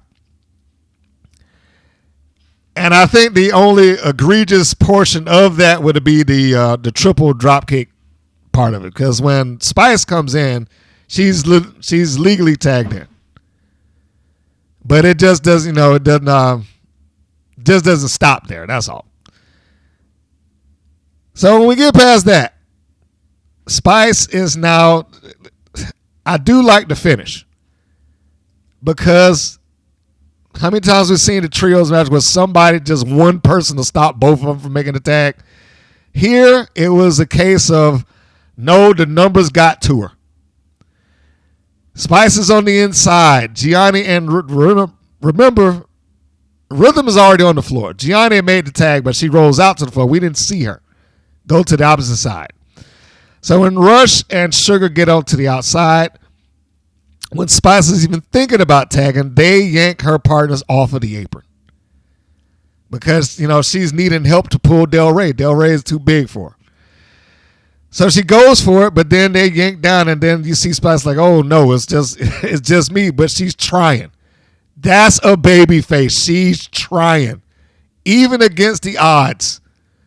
And it's not like she walked into an uneven situation. It's just that the odds have stacked up during the time that is going on. So Gianni comes to the rope. Spice gives her a kick. She sees Rhythm come on the other side. She gives her a kick. She grabs both wrists. She tries to perform a maneuver off of it. And I don't know if it translated well on camera that they got her down, because it just looked like she just fell while she was holding her arms. Like, I don't remember seeing any one of them yank her down or kick her feet out or, anything like that. It just, like I said, I don't know if it translated well on camera. I know what the effort was. The effort was to try to, to yank her down, and she was kind of overpowered. So they get her down, hoist her up, holding both arms. Del Rey is still the legal woman. They pretty much suspend Spice in the air by both arms. Del Rey charges through her like a bull, flips over in what is called, what is it called? The Stunad Splash. And that was it. 1, 2, 3. The heels get the win. And it's not surprising that they were able to accomplish this. And it's not so much that they get the win there. I thought that they at least constructed the match as well as they could construct it. I gave what I thought I would have liked different or changed. That mostly being having another trios match directly behind it, for one. I really didn't like that. I thought it took something off of having this trios match in front of it. Having another one directly behind and not being a tournament, not being relative to each other, it just kind of causes those two to have to compete against another in terms of performance. But I also, didn't necessarily like whatever it was that they were trying to do with Spice. Like I said, I don't know, because I couldn't really see it. I don't know what to blame there. It didn't really look like Gianni and Rhythm pulled her down, but it didn't look like they kicked her legs out or anything like that either. So I wish that could have been a little better. And some of the camera shots that they had on them might have been a little too tight to really reflect what was going on at the time. But as stated earlier, if you're going to compare the two, the second match, it wasn't a bad match, but I question the psychology thereof, and I'll explain why as we get out of this. So first, before we go to the next one, we'll say Gambino gets from behind the commentator desk and she cuts a promo. And she goes down and, talks about her alliance. As she's doing that, Gianni cuts into Gambino's promo. She basically yanks the microphone out of her hand, and then she starts talking about who does what. And she's like, hey, I was going to, this is the muscle, this is the bars, and this is the beauty. And Gambino's like, hey, you forgot the most important part, the brains. And Gianni's like, oh, I was just about to mention you. And then I got a little deflated because I was like, is this going somewhere? Because one or two things is happening right now. Either it was a promo that was pointless, just to have a promo, or they're setting up for some sort of tension in a group that just got together. And I was like, man, it's too soon for that. But I am also not in control of how this is presented or written or produced. So, Next match. The second 6-woman / trios match. And this is the beginning of where I was like, David McLean does not give 2 craps about his talent or what they want. Fury, Sylvia Sanchez, and Genesis again. against Chantilly, Chella, Holidead, and Kalaki, the Island Girl. Why are they having this rematch for somebody who didn't want to be in this team in the first place? And they make it clear. They make it absolutely clear. Genesis doesn't want to be here. But then McLean goes on essentially to justify why she's teamed with their partners again anyway. It's like, well, they asked for her. Like, is that all it takes? Just ask for somebody and then you're like, all right, well, then I made the match. And I wrote, like, this looks like Dave McLean forced her to participate in this match again, regardless of what she wants. She walked out of it the first time they did this, and I was perfectly fine with it the first time. I thought it helped tell Genesis' story the first time. The first time, it got across the idea, I don't want partners. So I could accept that as a step in the story, a step in her path, a step in her evolution. And even with that, she helped them win. Right? And that was fine. Here, it just came across like, well, I just wanted you to have this match again, so I put you in another team. It's like, why is she there? For what reason would she even participate in having the little photo shoot thing that they do? Because she took place in that. Why was that even there? Why was she in it? It was some of that's frustrating. And that was very frustrating because there was really no cause for her to even be a part of that thing. Standing in the back with both of them in any capacity. And I don't know what the little drum solo thing was that they had in there. I mean, I assume that was Fury. I don't know. But then if you go and you look at the opening clip of them coming out the ringside, you see the close-up of Fury, you see the close-up of Sanchez, and then it just cuts to like somebody playing drums, which, again, I assume that's Fury. And then it goes to Genesis. Like, why? What was that about? That just looks like that could have been cut out altogether. But here you got Dave McLean, who took three people who, in their own words, in the words of WoW, all wanted to be singles competitors. Fury, well, she broke off from Heavy Metal Sisters. She wants to go out to the singles title. Sanchez, well, she wants to be single. She's the Las Banditas, or she's the Bandita now. And Genesis, who's made that claim for months. So what's the smart thing to do? We'll just team them all up and make them be in the team.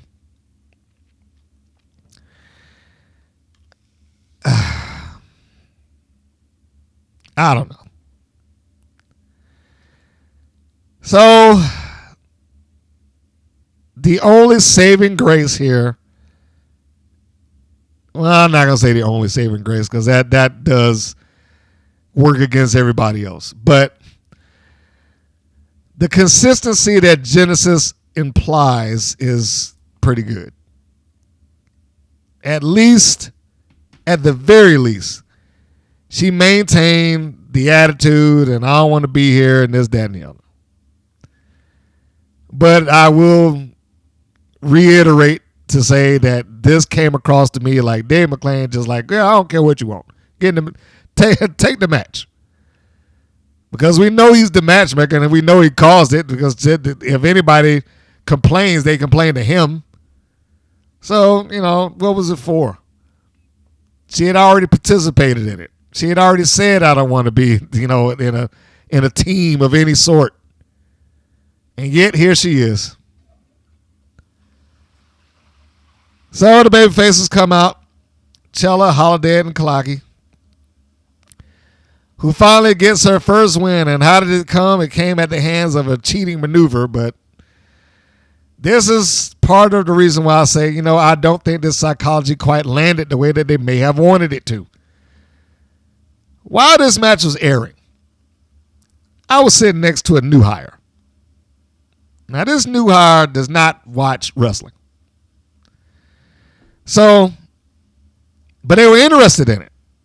In fact, she said, I like Fury. Fury looks cool. She's got a great outfit on. Those are her words, not mine. So she was taken with the look, but then, I was like, well, you got to watch the match so you can, see how it goes and who you're supposed to root for and who you're not. And she's like, okay. So on my say, she was looking at this to see at what point the story being told in the ring would tell her who she was rooting for and who she wasn't. Because I wasn't going to be like, well, those are the good guys and those are the bad guys.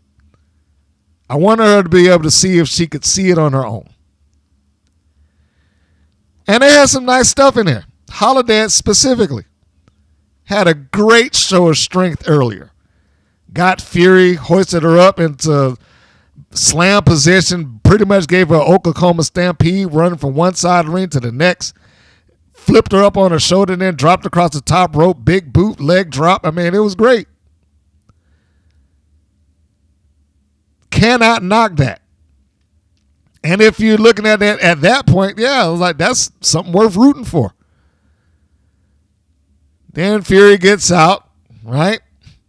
Tries to make some escape.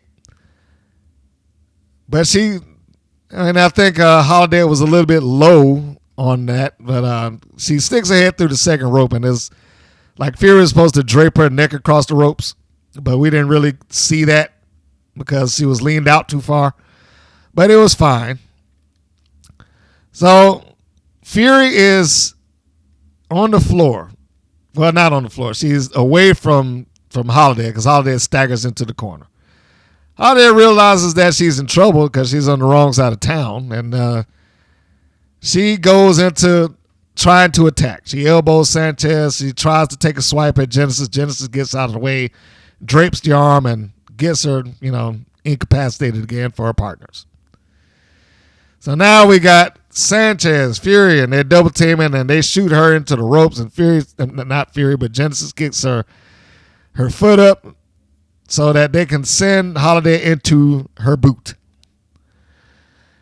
And now you're seeing the aggression by, the heel team. Sanchez is trying to work on the arm and what have you. But this is the same arm that Genesis just injured. So in the context of what they're doing, it makes sense. Fury tries to get a tag in on Genesis. Genesis doesn't want to do it, obviously. But then she just gives her like a little smack on the head. Like, hey, this is your tag. And that constitutes a legal tag. Genesis comes in. Fury gives the drop toe hold. She does the step up leg drop thing. Looks pretty good. I didn't really think that move was very useful. In the times I've seen, the first time I've seen anybody pull that move out or use it at all, I should say, was Kiera Hogan. And I've only seen one person take the move well. And that was Marty Bell. It being Hogan would come up, she would do the step up, same way as Genesis did. She would get some air, and then the leg drop would force them down to the mat, opposed to I'm already down there, and then the leg drop kicks you in the back of the head. Which is what happens here. I mean, the leg drops still look good, don't get me wrong. But I've not seen anybody take it where they ride the leg drop down other than Marty Bell. She's the only one I've ever seen take that move well. Everybody else goes down to the mat first, and the leg drop follows. Now, again, that's not to say that, you can't utilize it that way, because it actually, and it may just because Genesis has long legs. That might have something to do with why it looked the part, opposed to it, Hogan, even though she may have theoretically invented it or introduced it. She doesn't have the height or the length of leg that Genesis does. So they stay with the arm. They're still working on that. So, I mean, in that part, you cannot knock it at all. It is great that they have maintained that kind of action. I should say, or at least if Fury, if you're out there listening, there's a guy that's working there at the I'm not going to mention the place by name that'll work, but there's a guy there that is quite infatuated with you, and I'll leave it at that. So moving on. Sanchez starts working on Holidead's arm. She's trying to hold it off. They're trying to cut Holidead off from going in there. Even when she get ready to do the clothesline, this Holidead, Sanchez kicks her in the arm, and then she goes right after with forearm shots. We don't see what the tipping point was for Genesis, but Genesis now walks off. Here is where it starts to go in the opposite direction, and if you didn't know who you were rooting for, you wouldn't know who you're rooting for. Because theoretically, the heels did not cheat. They were aggressive. They worked on the arm. Because you could say that, yeah, all right, Holidead took a swipe at him. She defended herself. She went out to the rope. She didn't use any foreign objects. She draped her across the second rope to get away. That's what theoretically, they did not cheat. And when you're sitting next to a novice who hasn't watched any of this and they're not familiar with anybody, and they weren't familiar with anybody. All they saw was 6 women in the ring, colorful outfits, and having a match, and she was enjoying watching the match. She got into it. So she had nothing to base this on beyond what she was seeing in front of her. Keep that in mind. Holidead gets Sanchez up in the spine, but Genesis has already walked off. So now we have a 2-on-3 situation. What started off as a 6-woman tag is now turned to a handicap. You got the heels now fighting an uphill battle against a team that they have not done anything to or have any personal issues with. This is the first portion of the young lady, the new hire, we'll leave her called that. This is the first portion where the new hire started to believe that she knew who the heels were in this equation. And it wasn't the ones that walked into this ring. Because just looking at it, all that came off to her was that these 2 women are trying their best to survive a situation that their asshole friend put them in. And that's how it looks. I couldn't dispute it. Because how could I? Fury goes down to a high cross body off the second rope from Chantilly Chella after she, has her hot streak in the ring. Sanchez comes in to essentially save her friend. We'll just go with partner. We don't know if they're friends or not. But she comes in to save her. She's down. She gives her opponent a kick in the head, grabs Fury by her arm, pulls over there to safety so she can tag. She tags in. Now Sanchez is in. Kalaki comes in also. She tries to get her. She misses, comes back into that gut wrench power slam. Then Fury comes in to save. And now she's standing there, over top her friend, basically looking like she's trying to protect her. Chella comes in and puts Fury out. After she's gotten a little bit of, breathing room, she did buy her some time.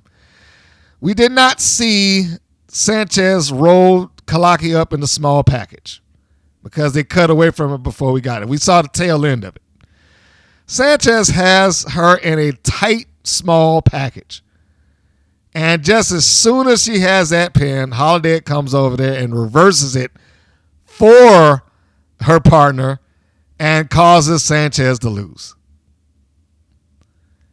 And what it looked like to Miss Newhire was, the bad guys won. I was like, well, what makes them think they're bad guys? Well, she just cheated. She just came in there and helped her when she, didn't need it, when she wasn't supposed to. I'm like, yeah, that's right. But she wasn't the bad guy here. What? No, she wasn't the bad guy here. The other ones were the bad guys. Well, how's that possible? I don't know. And that's how it came off, because it didn't look like they had cheated.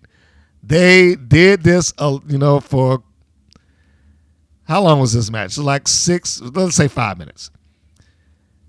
And within that, yes, you saw aggression from them. Yes, you saw them, I guess kick it into another gear, but they didn't break out brass knuckles. They didn't choke anybody out. They didn't rake eyes. They didn't pull tights. They didn't no feet on.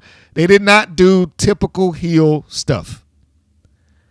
Now, in fairness to the situation, WoW or otherwise, they've also never established whether they're heels or not, which I truly dislike. But they haven't. They never established whether they were heels or not. In this instance, it did not look like they were heels. In fact, they looked like they were cheated upon because of how this went. Your friend or your partner walks out on you. Now these two are having to face against the odds. It's 2-on-3. And they're trying the best to survive it. And then when they actually do look like they're about to win on their own power and their own accord against 3 of them when there's just 2 of them left, the other girl comes in and reverses it for them. The referee doesn't do anything about it. She's cinched in. She can't do anything to stop it. And neither can a partner because they're outnumbered. 1, 2, 3, they're done. You can see how if you walk into this and you have no knowledge of wrestling whatsoever, why this would come off that way. But, that's wild for you. The next segment that took place on the show was the backstage vignette, interview, promo, whatever you want to call it. I guess it wouldn't qualify as a vignette. We'll just say it was a backstage promo. And this has Big Rig Betty and Jessie Jones. And the first thing that we can see here, aside from them being in the locker room, is that they are noticeably more similar in look in terms of their wardrobe. This is probably as good a promo as you're going to get in relation to a setup on WOW's TV, at least. Between the two, because there's a follow-up segment to bookend this particular promo. It starts with Big Rig basically addressing her daughter, saying that you may think he's something hitting me in the head and joining the Fab Four. Of course, this isn't verbatim what I'm saying, but just work with me. So, yeah, she's like, you may think he's something hitting me in the head and joining the Fab Four, but everything isn't glitter. That glitters isn't gold. And then Jones ties it in. It's like, speaking of things that glitter, you need to give us a shot at the tag team titles, and I'll make it interesting for you, which I was glad that she did. Because theoretically, there's no reason for Miami Sweet Heat, Lana Star, or the Fabulous Four to give them anything.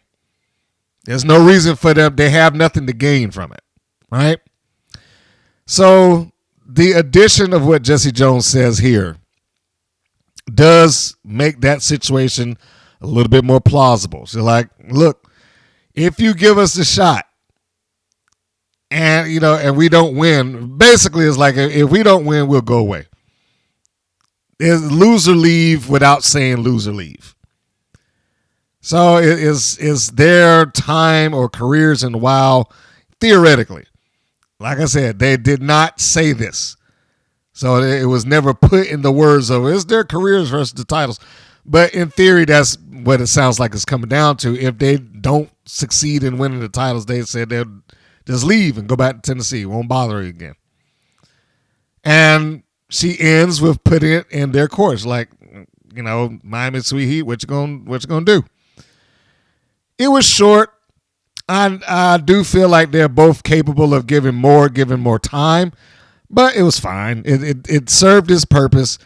It addressed HollySwag. I wish there was a little bit more into it that Rig could have been able to do, but it addressed HollySwag, addressed that situation. Jones was able to tie it in from what Big Rig said previously and then finish it off.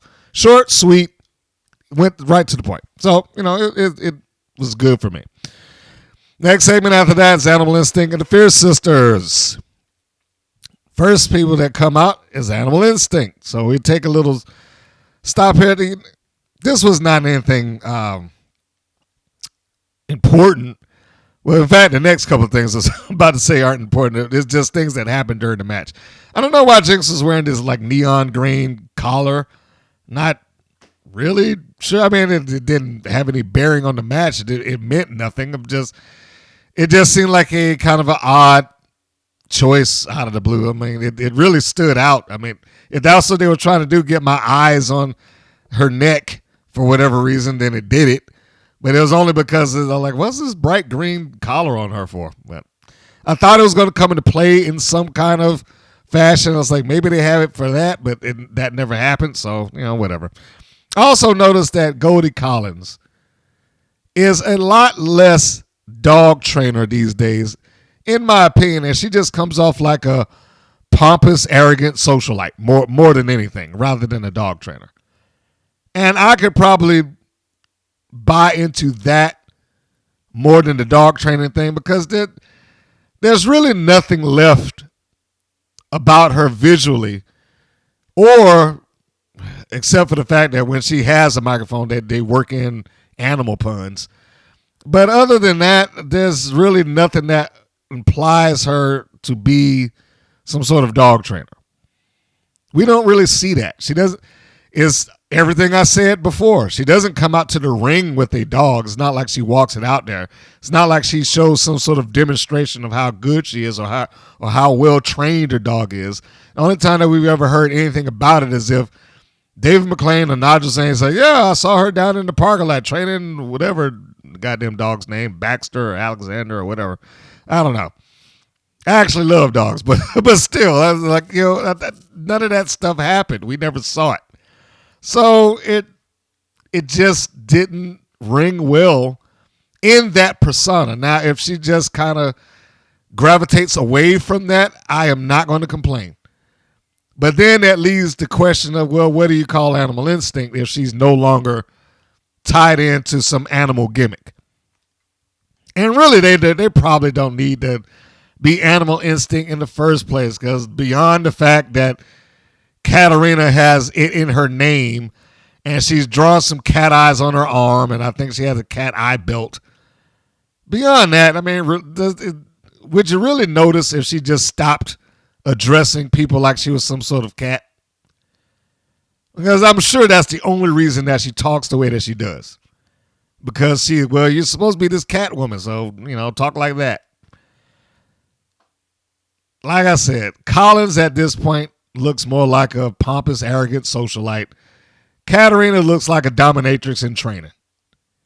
So, I think the Animal Instinct thing should just be moved on. But they are going against the Fierce Sisters. This is a return match, even though it's not really addressed as such, but is treated that way. Roxy and Foxy Fierce come out the ringside, and Dave McClain decides to explain that, Foxy got her name as an homage to the first African-American hero of the 70s, Pam Grier. And that sounds good. Now, in my mind, I was like, well, unless her dad or her mom sat her down and like, hey, watch these old movies with me, I don't see why she would do that. Like Foxy Brown, the rapper in the 90s, I could get, because there was a 20-year difference between there. And Pam Grier was still relevant. She had another movie that came out in 97. So the fact that somebody gave homage, and a lot of them gave homages to stuff they grew up on TV in the 70s. Biggie Smalls is a character from, which one is it? Not Uptown Saturday Night. I'm blanking. What's the name? Let's Do It Again. That's it. Biggie Smalls was a character from Let's Do It Again, who became the notorious B.I.G., obviously. And there's a bunch of those. I'm not going to go through the whole list, but yeah, I was like, you could see that. It wasn't that far apart. The influence was still there. So, and I'm certainly not going to discount whether Foxy Fierce actually did get inspired by Pam Grier or not. I don't know. She might have. It is 50 years after the fact, however. So that kind of seemed questionable to me, but again, who am I to say? That wasn't the point of me bringing the statement up, though, however. The movie nerd in me just would not let it go. This was my Jesse Ventura moment. Michael Hayes in one of the pay-per-views did a promo and basically said something along the lines. He tied in the song Stairway to Heaven to Leonard Skinner. Ventura, when they went back, he's like, well, look, I'm going to need Michael Hayes to get his stuff together because Stairway to Heaven wasn't a Leonard Skinner song. That was Led Zeppelin. It's like he needs to straighten up. So this is my little Jesse Ventura moment.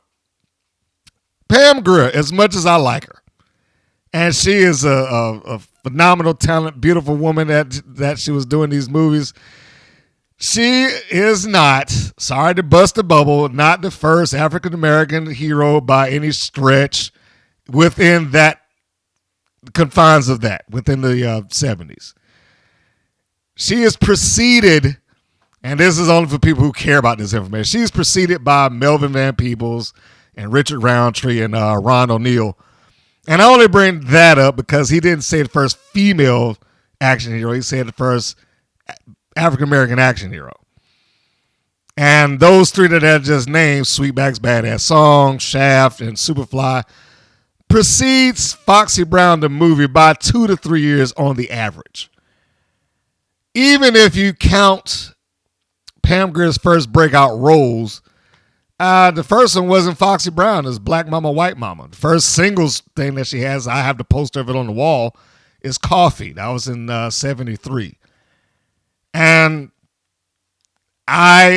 even with that, I can't remember when Cleopatra Jones came out, but Cleopatra Jones precedes Foxy Brown. So there's a little bit of that. There's kind of a truth in that she's probably the most recognizable of that era as far as a female lead.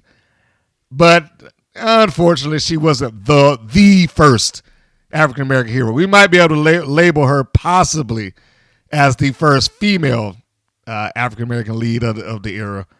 But I have to go back because I do think that Cleopatra Jones actually definitely precedes Foxy Brown. Whether it precedes Coffee or not is a different issue. Sorry, I had to do that. I just had to get that out of my system. So now we can go back to the match. Okay, so we've got the Fierce Sisters and we've got Animal Instinct, and this is match 2 for them. And the way that has been talked about by the commentators and later on by the sisters themselves, you would think that this was some level of grudge match, even though it did not come off that way. I mean, I get what they were trying to do because the last time that they were in the ring together, Animal Instinct won, but they won through dubious means, we'll say. So it seems as if they were kind of playing into that somewhat. The only con here, because it ain't a pro, but the only con that we got here is there's not a lot of groundwork to the grudge. That's probably the best way I could put it. A loss is one thing, and the losses come, the losses go. That's wrestling. Forget it. That's just sports in general. The losses come, the losses go. But the loss does not define a grudge. The loss doesn't. I mean, it may make you want to come back and win the next go round, sure, and you can build something from that. But this, to me, felt like they had jumped over all of that and tried to make it like, well, you finally got this big win, that type of thing. So it's another one of those cases that it felt like the things in the middle were missing. Now, if you're looking at the match on the merit of the match, it's probably fine. But we didn't get a lot to give an emotional investment in the match in and of itself. So this starts off with Roxy, and the first 2 attempts of an exchange, Goldie Collins and Roxy, by the way. Goldie Collins sticks her head out the ropes like, the old heel beg off shtick. Like, no, rub, back her up, that type of thing. So she does that twice, and then when they finally go for the lockup, Collins goes in, gives her a knee lift, and then shoots Roxy into a corner. This is when Roxy takes a swipe at Katarina. That particular one, I guess I'm not going to blame her for, although It's not the same. And remember, I mentioned this earlier in the episode in the previous review. It's not the same dynamic as what we got with Aussie and Siren and Chainsaw, because they had to attack her and then she had to attack back. Here, Roxy just got into the corner and was proactive and took a swipe at her. And she was doing that regardless of whether they did anything or not. Now, again, in a grudge environment, I wouldn't see anything that she did wrong here at all, which is why I felt like they seemingly played this up like there was bad blood here. There was heat between the two. But we never really got that. It just was a match. And so some of that seemed unnecessary. I mean, it's not a huge distraction. It's a small thing, but it just didn't seem to me as if Roxy wanted to take a swipe at Katarina or whoever the illegal person was whenever she was within arm's reach of them. Like, I got to take a swing at you. You know? Some of that could have been solved with the idea of giving a preceding promo as to what actually happened. Like, you know, if she had said something to the effect of she dug her nails in my eyes or whatever, it's like, oh, I need to get even, then yes. But as it is, this is kind of left to your own devices as a viewer and wrestling fan. So once they get out of that, the Fierce Sisters both get into the ring, and then they clean up on Animal Instinct, send them both into opposite corners, and both rear end, both splash, and then they send Jinx out to the floor, and Foxy goes back to a corner. Collins voluntarily goes down to the floor to get away. Roxy sees her like, oh, no, you're not getting away. I'm coming after you. So she decides to get down onto the floor and go after Goldie Collins. Collins is setting her up. This is an old wrestling spot. It was fine. Collins runs around the corner. Roxy's in chase. Jinx is sitting down there waiting. She grabs her around the waist, and then she hits her with like a scorpion kick in the head. I would have been fine with a clothesline, but hey, look, scorpion kick works. I'm not mad at it. And the heels now gain the advantage. What I will give, Collins does a mean snap suplex. Cannot take away the execution that she had there. Maybe one of these days she might pursue this a little more. Who knows? Nice pin that she did also.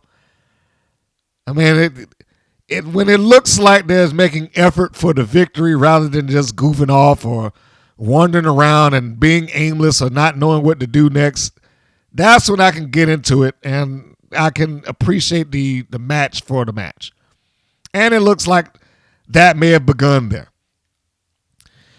So it seemed as if a good chunk of the heat was going to get put on Roxy. There was a point where they have her in the corner. Katarina sends her off into, well, it looks like she's about to shoot her to the opposite side. Which, as I was watching, I was like, why would she do that? She's going to just send over to her own partner, but she didn't do it. And thank goodness she reversed it, sent it back into their own corner, the heel corner. And then again, when Roxy's in arm's reach of Goldie Collins, she just takes a swipe at her. By that time, I was like, that probably isn't the best time for this. Only because Collins didn't do anything to her. And she's still in the ring with Katarina Jinx, who got a good shot in on her back once, Roxy was done. Like, why are you taking a shot at Collins? I know you didn't forget that you're in the middle of a match right now. Small thing. Wasn't going to ruin the match. Her taking a swing at her opponent is certainly not going to offset anybody. But it was just one of those things. I was like, I don't know if that was necessarily the right time to be doing that. The first one, sure. Second one, I was like, maybe not so much. But the one thing that I did have a problem with, because I was like, I cannot buy into this no matter what. was the back rake. Collins takes the shot. Katarina comes behind Roxy and nails her with a forearm, so they, regain the advantage, and she's staggering on the ropes. Collins then gets Roxy's neck and drapes it over the top rope. Oh, no. I'm sorry. I missed the back rake in that, because there was the back rake. That was the thing that I was upset about, because it was supposed to have been that Jinx digs her nails into the back of Roxy, and it caused so much pain, and she sold it. She oversold it, actually. I mean, she bent over and screamed like, are her nails made out of steel or something? Were they able to penetrate your clothing in order to dig into your skin like that? Because it's not. I mean, the concept of the back rake, it works, but it needs to go for exposed flesh, not the top of her top, and then rake downwards, because I can't buy into the idea that her nails are penetrating this. Regardless of whether it did or not, I can't buy into it, and I can imagine that aren't many people that's going to be able to look at it and be like, didn't she have a shirt on? It works well with the guys because they most of them work without shirts. Dig into it, and matter of fact, sometimes they may dig into it and make it bleed so that you can see it. But no, here it was just a rake, and it was oversold. And, it wasn't a convincing thing for me. Collins then drapes over the top rope. That was when that happened. And then you got Jinx going for a submission, a leg lock with a bridge. Foxy comes in for the save, runs around, gives Jinx a double axe handle in her chest to make her break the hole. And so now it's the Roxy trying to get out of this situation. One thing I think that the Wild Tag Team, some of them at least, need to work on is the hot tag. That tag seemed somewhat flat. The crowd, I don't know what to say about this crowd that watches, because it's like they do this non-stop clapping with these thunderclappers. They're always kind of moving in the background. And I would imagine that can make it difficult to tell what's working, in a live audience or not. But yeah, they just seem like they're in constant cheer mode. And I don't know if that's the case, but that's what it looks like. I've looked in the background. I've seen people that look like they're just kind of sitting on their hands, but they're just shake the little thunderclappers up. It's like, does everybody all want thunderclappers? Is it that big of a seller in the building? Or I've not had anybody confirm or deny it. Because I am completely convinced that they just hand them things out at their door. Like, here you go. Just make sure that when it's time and we tell you to, clap them together. All right, so anyway, getting back to the tag. When Roxy breaks herself free of the onslaught of Katarina Jinx, she gives her a big boot. That pushes her back into the turnbuckle, and then she just turns and makes a tag.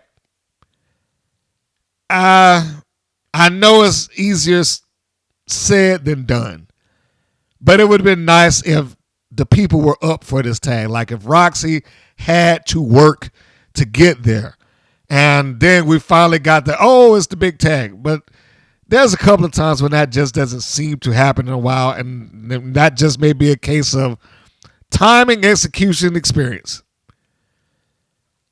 So Foxy comes in after getting the cold tag from her sister. And she comes in now, and she's all over Katarina Jinx. He gives her rear end shot like twice. I thought that was supposed to be her finish. Like I said, I thought it was supposed to be her finish, the rear end. But she does it so much, I was like, that it can't be that. She used it somewhere in the beginning of the match, used it in the turnbuckles, used it again. Just... I don't know if she's just bastardizing her move or not, but anyhow. So she gives Jinx the rear end. Collins comes in for the save and prevents that. And then that's when Roxy comes in. Got all four in the ring. The heels line them up. The heels shoot them off. They go into the ropes. They duck underneath simultaneous clotheslines, and then a simultaneous roll up by the referee who does not look at either person's shoulders and just counts down. I'm sorry, ref, whoever you are. I don't know your name. But I've looked back there. It's like there's no way in the position that he was in that he even bothered to look at any one of them. It looked like he was looking at the mat as he was slapping his hands down there just to count 1, 2, 3. That is a personal pet peeve of mine just because of the referees that I've seen and dealt with over the years. When they count and not look at the shoulders or they count at people's feet, it drives me insane. I was like, God damn, just go up to the shoulders, man, and look. Everybody in that ring is working. Ref's working too. Make it look like you're at least giving it some effort here. Now, I will give the leeway in that statement to say that maybe, just maybe, the camera angle made him look like he was looking at the mat opposed to the shoulders of either Jinx or Collins. But yeah, it didn't seem as if that he was paying that any attention. It seemed like a normal indie thing. I know this finish is about to happen. I know that the 3 count is supposed to take place now, so I'm just going to count 3. So anyhow, so they win. The ref allows a double pin. We'll just skip past that. Then the Fierce Sisters are interviewed by McLean, who gets up and, hey, you just won, and yada, yada, yada. Like I said, they treated this like a grudge win. There was no build to this. It was pretty basic. Fox is like, cheating gets you nowhere, which I don't even know how she could say that with a straight face in a while, because everybody that has cheated has gotten somewhere. Top tier trios champions, they cheated and got belts given to them. Miami Sweet Heat has cheated and gotten titles 4 different times. Cheating doesn't get you anywhere. Sure it doesn't. It seems like it gets you a lot, and wow. So you have that. The cheating gets you nowhere promo. This gets passed off to her sister, and she finishes it off with the "Is You Out Your Mind" promo. That's what it should just be called. The "Is You Out Your Mind" promo. It could have been fine. It wasn't a horrible promo. My question there, because Wild did unveil on their social media that the promo was longer. And it probably would have worked better had they included the entirety of her promo. Good, bad, or indifferent. Because it's not like it was a 5 or 10 minute promo. It was just a few more words. And timing aside for the show, I was like, I don't see any reason why you couldn't. I mean, that probably was the better portion of the promo anyway. At least something was being said. Now, I did not care for, repeat, that it was presented as some sort of a grudge, because the grudge visually wasn't there. But when you get past that, you look at the match, I mean, it was fine. Nothing that I had any real major problems with. The little things that I did mention as I went along are nothing that are so egregious to the match. Like, this is terrible. No, I can't say that. It was just little stuff that I didn't necessarily care for. I would have asked for it to be fixed. But it's serviceable. It's good enough to do what it needs to do. Next segment. Miami Sweet Heat. This is the other end of the promo that we was just talking about with Big Rig and Jesse Jones. This is a response. And they seem to respond to this pretty quickly. They cut a promo, and this is easily the most normal promo that I've heard Miami Sweet Heat do, when they sound like normal people. Yeah, they worked in the "we're too busy getting money thing, but it wasn't in that high, shrill, cartoon voice. It was like two people like, yeah, look, if you want a shot, then fine, blah, blah, blah, blah, blah. And I was good with that. I was like, this, I actually watched that and said to myself, as I was like, this is probably the best promo I've ever heard them do on this show. I'm not going to say ever, but on this show, it was like, it wasn't bogged down with them being over the top and over animated and all that stuff like that. It's like they were just wrestlers here. Now, yeah, you need to have those moments where you can get your personality across, and I'm not opposed to them being over the top and animated and when the situation calls for it. But I'm glad that they didn't do it here because it didn't call for it. They were in a calm environment. They're in their locker room. They were enjoying themselves. They were drinking champagne. So it wasn't any reason for them to be over animated and over the top and all that stuff like that. So, yeah, I mean, I fully took this and I was fine with them talking. The thing that I didn't like is it still seems the HollySwag connection is uncertain here. Like Lindsay, while this is going on, was like, hey, Holly, pour me another drink. And then Holly like, gets up and just pours her drink. I was like, well, that didn't seem like somebody that's on the same level as you. It seems like she's right back into servitude. It's just that I'm back into servitude voluntarily, opposed to I'm being forced to do it. But my note there was, isn't she supposed to be part of the team while she's serving them drinks? That part didn't make me, any sense to me. But whatever. I was like, I don't know. Did they shoot this out of sequence? Did they not have a clear idea of where she's supposed to be at this point? Is she still supposed to be a servant? Is she supposed to be part of the group? I don't know. Like, I got every impression that she was part of the team. Here, in that little moment, it didn't feel like it. It felt like she was like the junior member, or you're the pledge. You're part of us, but you still need to do the stuff that we say or else. It felt like that. But aside from that little thing, I actually was pleased. I wrote Laura and Lindsay are surprisingly calm, much more than normal. But this segment gives me somewhat of mixed signals. The mixed signal being HollySwag. Next segment. This is where it starts to get a little murky, folks, because the commentators open up and they again solidify and stand on the idea and the concept that the Beast is going to be there. They double down, as I've said multiple times, that she's going to be there and there will be a championship match. I wrote here, how would David McClain not know if the Beast wasn't there before the show started? I said this before, like, why would he not know?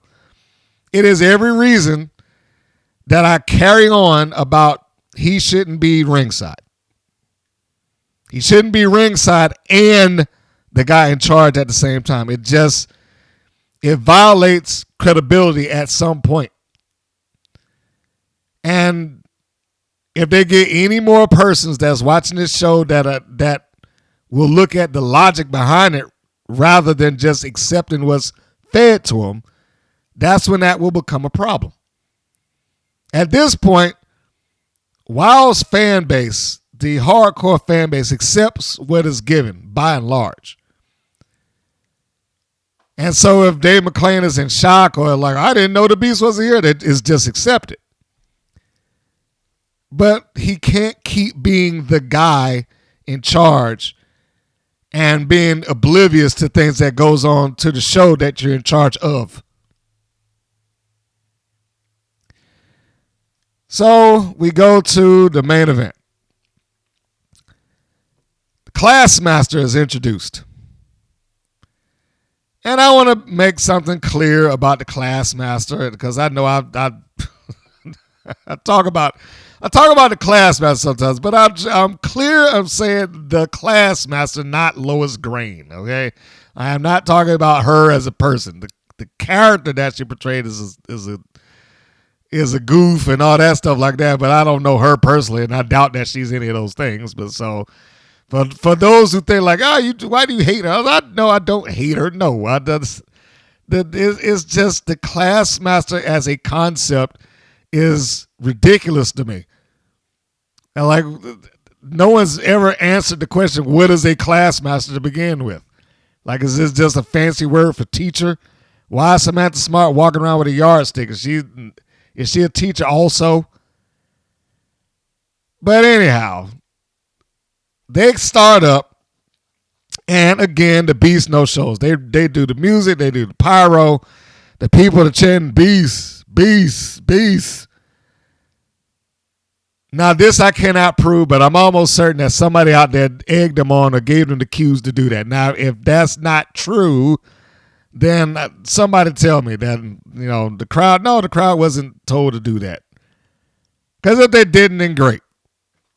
I just don't get the feeling that they chanted for her specifically without being told to do it.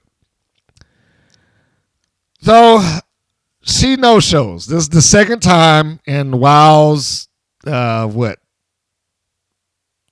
of months? What are we in? 3 months? Second time within about 3 months that she just does not show up. And the match never happens.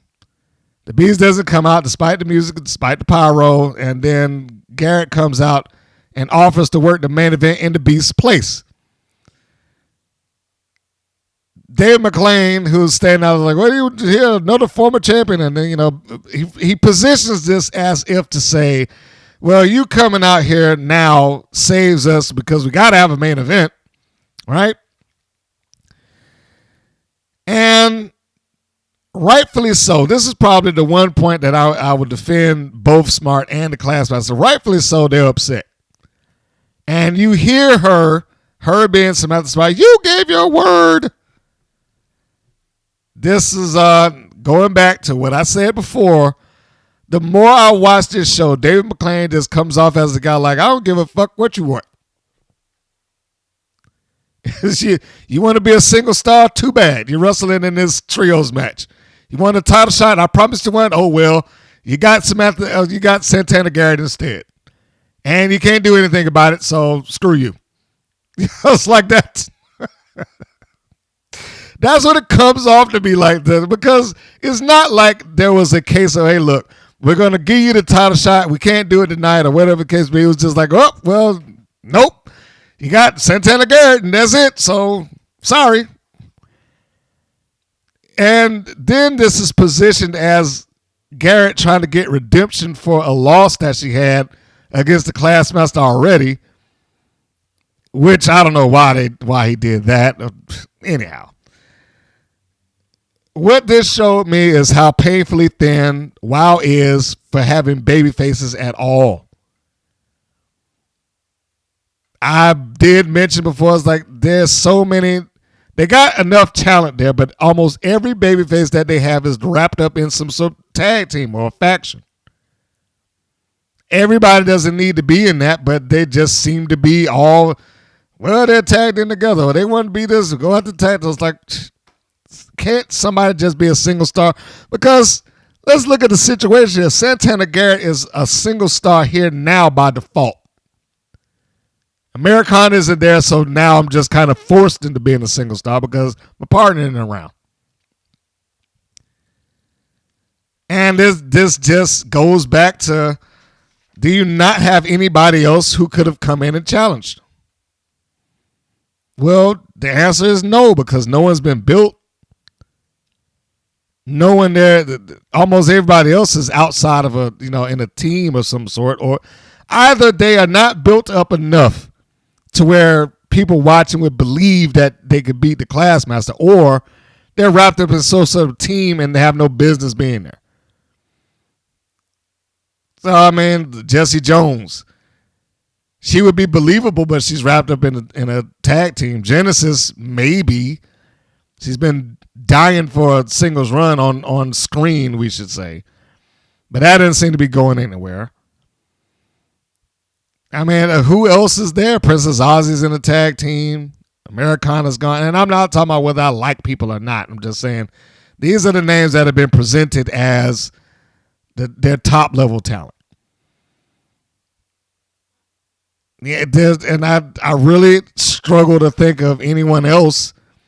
You can't have a Candy Crush, or at one point she was kind of positioned as rising up, but then she got locked into top tier. Who else is around? Fury has tried, but then whatever singles aspirations she's had has been derailed back into being a tag team wrestler. And then you got the new class of people that's come in. Ashley Blaze has lost both matches that she's been in. Diamante already going into trios and paired off with the Dojo Defenders. Phoenix won, but haven't seen or heard from her. They hadn't really made her aspirations as to why she's there clear either. The options that they have seem rather thin, is the point of what I'm saying. But all of that aside, the match in and of itself is not the story here. What happens before, during, and after is the important part. The match is just like a space filler. Filler for time. What the story here, well, we'll start with the beginning story. The beginning story is the Beast does not show up. Which the B plot of that is Samantha Smart, Classmaster, do not get the title shot. That they wrestled and won to get the number one contendership, but she's not getting that apparently. And during the course of this match, somebody runs out with a flash drive and says, "This came from the Beast." Now I'll get to that in a moment.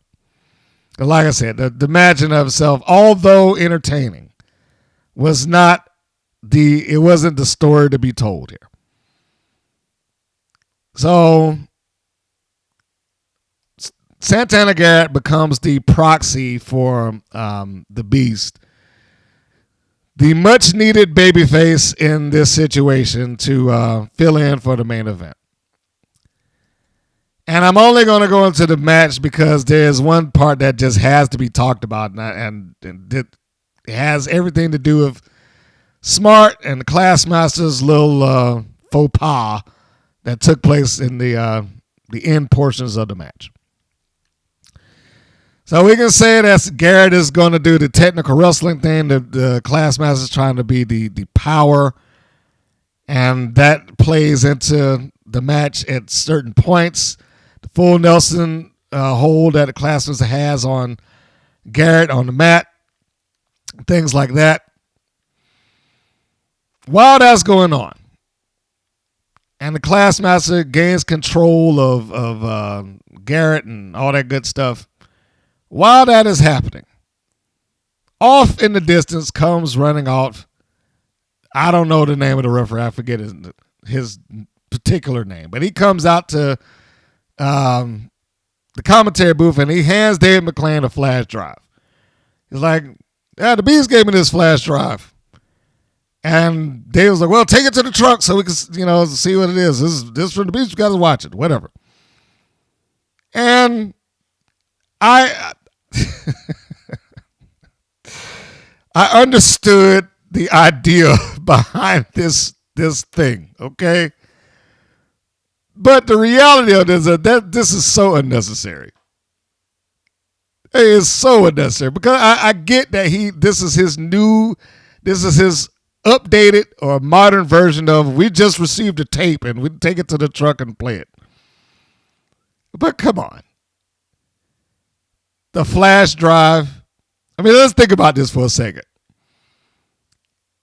This would require the Beast to sit at home, record this video, download it to a computer, transfer that footage over to a flash drive, take it to Wow herself, or send it.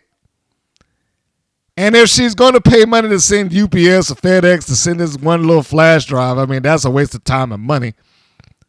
Or she got up in the car herself, got there, like, "All right, here you go. I'll see you later." And then they get this flash drive, and then he runs off to the commentating booth, which I don't know why he would do that, in the middle of the show. Why are you having this thing delivered in the middle of the show at the main event, when the time that you're supposed to be there? Then he gets turned around and goes, "All right, go to the production truck and get this thing played." And then they do it after the match. I was like, come on, man. She could have just emailed that. And you're not going to convince me that she is incapable of taking this footage off of her phone and just emailing it over. That could have been as simple as, hey, I just got word from my truck. An email came in from the Beast. And they're saying that we should have this played and it'll be queued up right after this match is done. Finished. That could have been it. The flash. Everybody don't need a flash drive. The flash drive with Sophia Lopez using it earlier in the season, that was plausible because, she's giving it to somebody she don't like. She might not have the Beast's email. But Dave McClain is the boss. The Beast works there. I'm pretty sure she's got somebody's email there that she can send that thing off to. So, that is an absolute nitpicky thing, but I looked at that, I was like, that is so ridiculous. And I know that everybody out there is not going to be like, oh, well, that is ridiculous. It just seemed like a jump in, let's take this backwards 10, 15 years since our production truck doesn't have the ability to grab or download an email or a video that's been sent. Google Drive, it works. Anyhow, I go too far into that. So let's get to the part where they finished up the match because, like I said, the match is, in my opinion, more like a space filler more than anything else. There's a point in the match where Santana Garrett does get the advantage over the Classmaster. She starts cooking in the ring, right? We got Samantha Smart on the outside, and she's nervous. Samantha Smart is looking like, what's going on? Garrett catches Classmaster in the corner with her handspring elbow, goes for a side Russian leg sweep, goes for the cover past that. The Classmaster is able to kick out. I don't know why the referee looks like he's, oh my God, what is it? And I like him. He's been a competent ref, but I don't know why he looked like he was shot out of a cannon or something when she kicked out. Like it's a side Russian leg sweep, dude. How many people kicked out of that? It's not like this is the biggest, baddest move in the world and the shock value of the Classmaster kicking out of it would register with everybody. I've never seen anybody beaten with a side Russian leg. Well, I can't remember it. So I'm not going to say it didn't happen. But it's not a move that's noted as, I can't believe that this person kicked out of that. So anyhow, she kicks out. Smart gets up on the apron with the picture book in her hand. And for whatever reason, starts holding it above Charlie Wu's head. I don't know why that would distract him rather than like, look, just get your ass down off the apron and move. So he grabs, I know it was there just so to provide a distraction. He grabs the book. She being Samantha Smart, is now preparing to hit Santana Garrett with the yardstick. Classmaster gets ready. And now we got the old reversal manager spot. And the timing on this was just awful. It was awful. This is the second time that's happened. The first time she did it, like Smart hit her twice. I was like, there's no way that this was an accident. Like, there was another reversal. Classmaster sticks her head out, and then Smart takes a swing and then takes a swing again. You remember that? Well, this was kind of like that, where Classmaster starts, Santana Garrett does a reversal, and then as clear as day, you got the Classmaster coming at Smart, and then Smart just takes a swing with the yardstick and hits. I was like, how do you not see this person coming? And if the timing of this is a problem, then don't do the spot. I can appreciate the effort. I can. And you've tried twice. It's probably time to put that to the side until they can get some practice. The problem is, where are they going to practice this? That should be at somebody's indie show. They don't do house shows, but it should be somewhere where they can get the timing of that down. If you cannot get the timing of that down, alter the spot. Had a Classmaster just run into the Samantha Smart, and you're just going to have to take the bump if that's what you're trying to do. That would work better. Instead of trying to do the yardstick thing, because both times it came off like she did that on purpose. And the only saving grace that I would have if I was in some sort of production at that point was like, I need the Classmaster to say something along the lines of, you better straighten up. Hit me with that yardstick again, there's going to be problems. To at least acknowledge it and tease maybe there might be a breakup or something.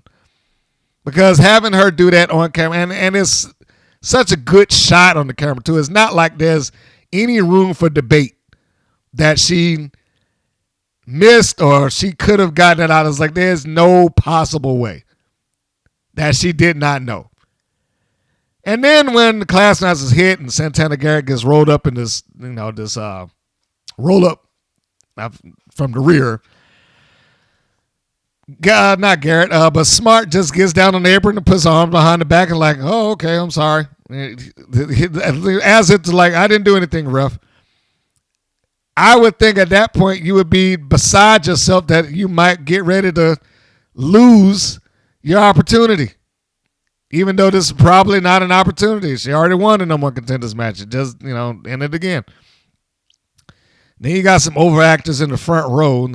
I guess the women from the local colleges, they're like, oh my God, I can't believe that happened. So there's the roll up, but the Classmaster was able to kick out of it. And then Classmaster, I hate even saying that name, but Classmaster was able to get Garrett down into a pinning position, hook her legs. This is after she somehow charges her head into the second turnbuckle. I don't even know how she did that because I do not recall, and nor did I remember seeing in any replay that I looked at. I tried it a couple of times where she got her head first into the turnbuckle. I know it's supposed to be like a little shove in her rear and then descended into the turnbuckles, but it didn't relate well on camera. So in any case, the Classmaster gets Garrett down, puts her feet on the ropes, and then she pins Garrett for the second time, and that's that. And off they go. So Classmaster wins. Really means nothing, but it wins. But it is a bad managerial timing spot. And I would again say if that is a spot that is difficult because of timing, at this point, she should just take the bump if they're going to continue to do anything similar to that. Do the reversal. Had the Classmaster unintentionally charge into Samantha Smart, maybe nailing, each other head to head, wink, wink. And then, Smart goes down to the floor. Classmaster goes down to the mat. You can try to believe that's, that might distract her or hold it down long enough and then, kick out or whatever. But the yardstick thing needs to stop. So this goes and we move on to the video. But I did right before I go into that. This match ends with another blow off of a championship and or a blow off of the Beast. But how it's presented, it makes all parties look bad, in my opinion, and the title continues to lose value. Like it's just been over, no one contender for a title that isn't there and that hasn't been seen in months. There are pluses and minuses, or pros and cons to the video that was shown with the Beast. I have said that, different is good. I'm good with it looking different. It being a video shot in a home, I was happy with that. I was happy with it that it just had a different look altogether. I was also pleased that she had some delivery.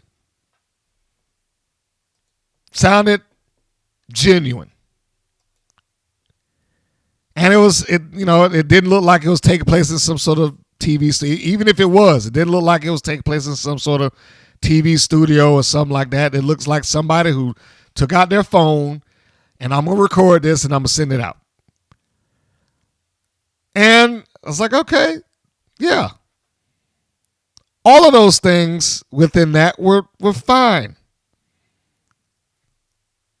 The downside of it was the content of the promo. Although delivered well, the content of the promo does not work for her. They just had the Beast quit. They had their monster quit. On the surface of it, did it do anything for them? Sure. Their fans looked at us like, oh, man, oh, the Beast, I can't believe it. That she's leaving. Wow, she need to go to AEW or WWE. I hope she's well. And there was just a slew of comments underneath the videos and, wherever it was posted. And I'm like, that's fine. And I'm glad that she has that kind of impact on the fans that were watching her. Which is yet another reason. It's like if you were somebody that was tuning in to see the Beast over and over and over again and they just kept putting it off or telling you that, well, she didn't show up, I was like, that would just be a pain in the ass. But, well, first, do I believe that this is legitimate retirement? Not really. Please, no, I don't think that. Now, that's not to say that she isn't retiring. I don't know. But just as a sidebar, the idea that you got people that's like, she's retired from WoW, but she can go to WWE or AEW, maybe even TNA, that'd be great. I'm like, okay, look. Or she should go to Japan. All right. This is not a knock on her, but none of you want that. You think you do. You don't want that. You don't want her to be put into an environment where she's going to be exposed for being less than what she is right now. None of those places need the Beast. And that's not something against the Beast, but most of the divisions are pretty strong. If she shows up on there right now, there's a fair chance that most of them would not react or know who she is. I doubt that she's going to be shot up to the top of the card. And WoW did not do her any favors if she was thinking about going. Like, she would have to be in there probably, most likely with somebody who can really carry the match with her. She doesn't have a strong track record of having stellar, back and forth, must-see matches. Find a match that the Beast is in that you be like, hey, look, you need to watch this and put this up against Jordan Grace or Rhea Ripley or Toni Storm or whoever. Because that's what that audience is looking for. Could she get there with the right person? Maybe. But she has not been built up enough as a talent on WoW's TV to just leave and then like, all right, well, here I am at Impact, in the Impact Zone for TNA Wrestling. Or here I am now in the WWE. What would she do in the WWE? Who would she even take on? They have Cargill. She just got hurt. And they've been keeping her pretty much protected as part of a tag team. You haven't really seen Jade Cargill do all that much by herself, particularly nothing close to what she was doing in AEW. And she said it. She realized that when she got there, she had a lot to learn. If she had a lot to learn out of there, the Beast would have a lot to learn coming out of WoW. I'm not saying one's better or worse. I'm just saying she would have a lot to learn coming out of there. I fully believe that. And she don't have that kind of time in her career to be trying to retrain to do a WWE style. AEW is not any better. They have people who probably have 3 to 4 times the experience that the Beast has, all due respect to her, in a shorter amount of time that they haven't done anything with. Deonna Purrazzo, anybody? Thunder Rosa. I mean, you can go on and on and on about the people that are signed in there that just got lost. What is she going to do? I mean, this has nothing to do with the promo, but I'm just talking about the comments. What is she going to do if she went someplace else? She never got built for that. And that is a real wrestling issue. When the example that I use is the New Age Outlaws, who were a great team. They were phenomenal, right? They sold tickets, but they couldn't replicate it anywhere else other than WWE. They couldn't do what Team 3, like the loss of the name of Team 3D, the Dudley Boys did not hurt them. They were able to carry their act on and they was able to still get it over. The New Age Outlaws could not do it because they had been conditioned as being the New Age Outlaws. And once those things got taken away from them, like, no, you can't have the name, you can't have the gimmick, you can't have this. It's not that Road Dogg could not get himself over. It's not that Kip James or Billy Gunn couldn't get himself over. They couldn't do it collectively because everybody wanted this thing. They wanted the New Age Outlaws, and they couldn't give them the New Age Outlaws because it was owned by somebody else. If the Beast is over and wild for any given reason, it's probably because she was smashed over top of everybody and being this unstoppable thing. Would she get that same treatment someplace else? Like right now, if she was to go to, let's just say it was TNA wrestling, would she get that same treatment going there? I mean, the only possible scenario I can see that working is if they were trying to build up a monster for Slamovich to beat. Because I doubt that she would walk in there and be like, all right, well, it's time to be the champion. She would just be another name on the roster. And if she was incapable of having matches that would dictate that she should be there, then it probably wouldn't last all that long. And TNA is known for doing that. Having people that just, at least at one point in time, having people that's in there that's underqualified, and they find that out as they're there. It's like, well, this isn't working out. So if you want the image or the memory of the Beast, if she is truly done to be pristine, you probably do not want her going someplace else like that. Unless they're going to do the exact same thing, bring her in, smash over top of everybody for a year and a half, and have her, win or whatever. But here's where the change happens when we go back to the video. She essentially gives a passion promo. Nothing wrong with that. She does play into who she is.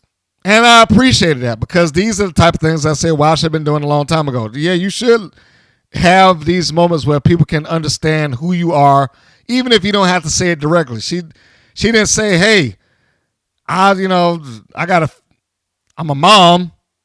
That hasn't been part of her character. But in this instance, she's like, I'm a mom. I got a family. She's standing in front. Well, she's sitting in front of a picture of two kids in the background. So there is some layer there that provides. This is more. I think what's her name, Tawana. This is more of that rather than the Beast. And so that was good. I just don't like the idea or the concept of how can I put it? I don't like the idea or the concept of the hero being willing to give up. Now, heroes do give up, but it's similar to what I said about the grudge match. I need to see what got you to this point. Yes, was she cheated? Sure, but one of the things she's talking about happened months ago. Like over a year when it's like my leg was, somebody popped up out of the alley. Well, what happened since then? She was pretty well protected. Like it comes off like she's like, I was treated so unfairly. And I know she didn't say that, but it comes off like I had to deal with all this crap. Like, well, what did you have to deal with? Your ankle got broken in the middle of a match that, by accident, but then they applied that to Vicky Lynn. You came back, you beat her in a hardcore match, which basically had her walking around with a neck brace on for like the next 2 months. Put into the main event spot. Didn't really job to anybody. When you did, not win the title, there was an out. Well, we thought that she'd use these brass knuckles, even though that was silly. And then she wins the belt, and then she goes on to beat everybody for the title from that point on. And then we come across the bottle incident where she got cracked in the head with a bottle, and she hadn't been seen on TV since then. It is not her fault that David McClain took the heat off of her. That angle became his angle. The payoff being, I'm just going to fire these people on TV, so there was nothing for her to come back to. Bear in mind also, this is the second time that she came out on TV and she was willing to quit until Jungle Girl talked her out of it. Which is what I expect to happen sometime in the future. Somebody either talk her out of it or she just disappear off of wrestling's radar altogether. Now, I did like the line in the promo where it's like, wrestling is my passion, but my family is my life. That was a good line. I don't know who wrote it, but it was a good line. But it still does come off as this is a quitting moment, especially in an environment of pro wrestling where almost every other babyface on the planet fights through adversity, does whatever it is to do. I mean, that was Cena's whole gimmick. Never give up, right? Taking a beating by Brock Lesnar. I won't quit. That type of thing. Jerry Lawler, this guy broke my leg. I got to get even with that man. This is way back in Memphis. Orndorff turning on a hole. You can go through any number of people where they had some level of adversity stacked on. Steve Austin being run down by a car. I'm going to come back and kill that guy when I find out who he is. And on and on and on and on and on.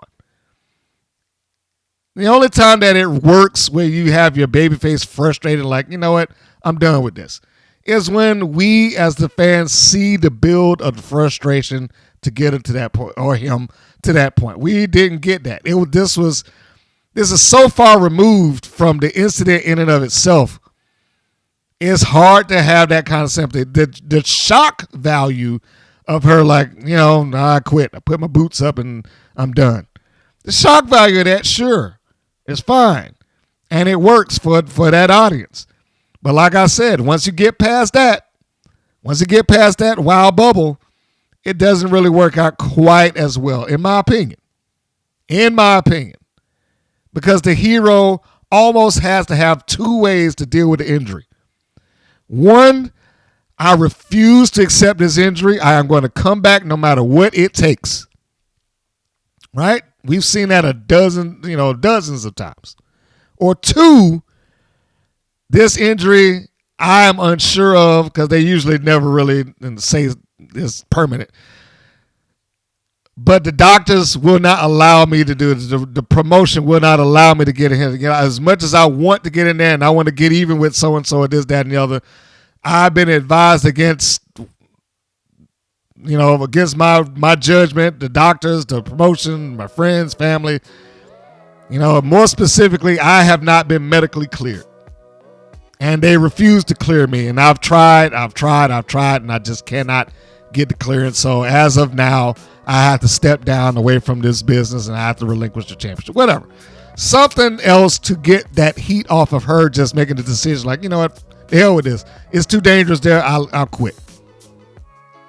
Because, even though I like the line, if wrestling was your passion and you're familiar with it in any regard, it's like, how is this surprising to you that somebody would do something that dastardly?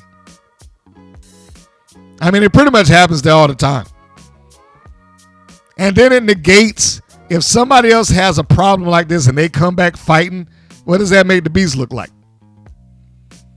Ariel Sky had a trophy smashed into her back, right? Top tier beat down people on a near weekly, every time they make an appearance. Ashley Blair's got hit in the side of the head with a rock. And I'm sure she'll come out the next time smiling and blowing kisses like nothing ever happened. What happens to the rest to the Beast's image when everybody else is able to survive these heinous things and she isn't? There's one to think on. So that was the review of these two episodes. Where we're going from here is apparently we got another championship contender something that's got to be on the horizon, which pretty much negates everything that happened preceding that. I'm not opposed to having the tournament or whatever it is that they plan on doing to settle who is going to be the champion from this point out. But seriously, I mean, knowing that your champion is gone and then just going on for weeks and weeks and weeks of TV, like, it's number one contenders. No, I don't know what they thought they were building towards doing that, or was it going to draw up some interest, or whether it was going to get people excited for the Beast to come back. I don't know what the purpose or the point of that was, but in my opinion, they wasted a lot of airtime. Airtime that could have been put to something else, and they could have taken a different route without compromising the Beast. I mean, first off, she shouldn't have been put in an angle like that to begin with, only to basically lose her angle. But yeah, I mean, that I understand and I fully acknowledge that there are multiple right paths for any creative endeavor. My path does not necessarily have to be the path. Having said that, I really wish that they had taken something that would have given more sense to the WoW Championship, the credibility of the championship, the credibility of the Beast, and all parties involved. Because as of right now, it's like I don't know how this title is perceived as important. It's probably just me. I don't consider it an important title, especially if you can't go through the measure of trying to solve this problem of a lack of champion before we get to this point. I mean, it was a bigger issue that she hadn't shown up on TV rather than who attacked her. Or at least out of her mouth. But, you know, it is what it is, and we will move on from there. We'll check it out. So, by the time this is fed out, you probably would have seen the follow-up to whatever's going on. I'm a little bit in a time hiatus as I'm recording this, so I read the preview for the next episode, but I will see it when I get to work, like I always do, and then I'm sure I'll have many a discussion going around the room about what's going on and who's that and why is this happening and blah, blah, blah. I don't know how I managed to wind up in that position. But it seems to be that is my, outside of the actual job that I do, that seems like that's the given position that I have at the job now. I'm the wrestling explainer guy. Anyhow, so we're going to forego any previews and anything like that since we're doing this massive doubleheader. And thank you for sitting in and tuning in through it all. Hopefully I would have had the common sense to go in and put chapter markers in there, make it a little easier for everybody like I tried to do. And on that note, we are going to close this up. Quick plug, go to the website, WPNWrestling.com. That is where everything is focused. All the videos, the podcasts, they all head there. And if you haven't done it on whatever platform you might be listening to this in a straight podcast audio version, you please subscribe to that. Maybe leave a review. That might help out a little bit too. And thank you for the ones that have. And if you're not on that and you're listening to us through YouTube, then certainly please subscribe. Do all the YouTube things. Like, share, subscribe. That's the best way to do it. And in closing, as I like to do, this is Mr. Green saying that this is Mr. Green saying so long, and we will see you on the next go round. Take care, everybody. Thank you for listening to the WPN's Rights and Wrongs of Pro Wrestling. If you have questions or comments, please contact us via our Facebook or our YouTube channel at the Women's Pro Wrestling Network. If you're new to the WPN, feel free to subscribe to our channel and like our page. We appreciate your support. Thank you again for listening.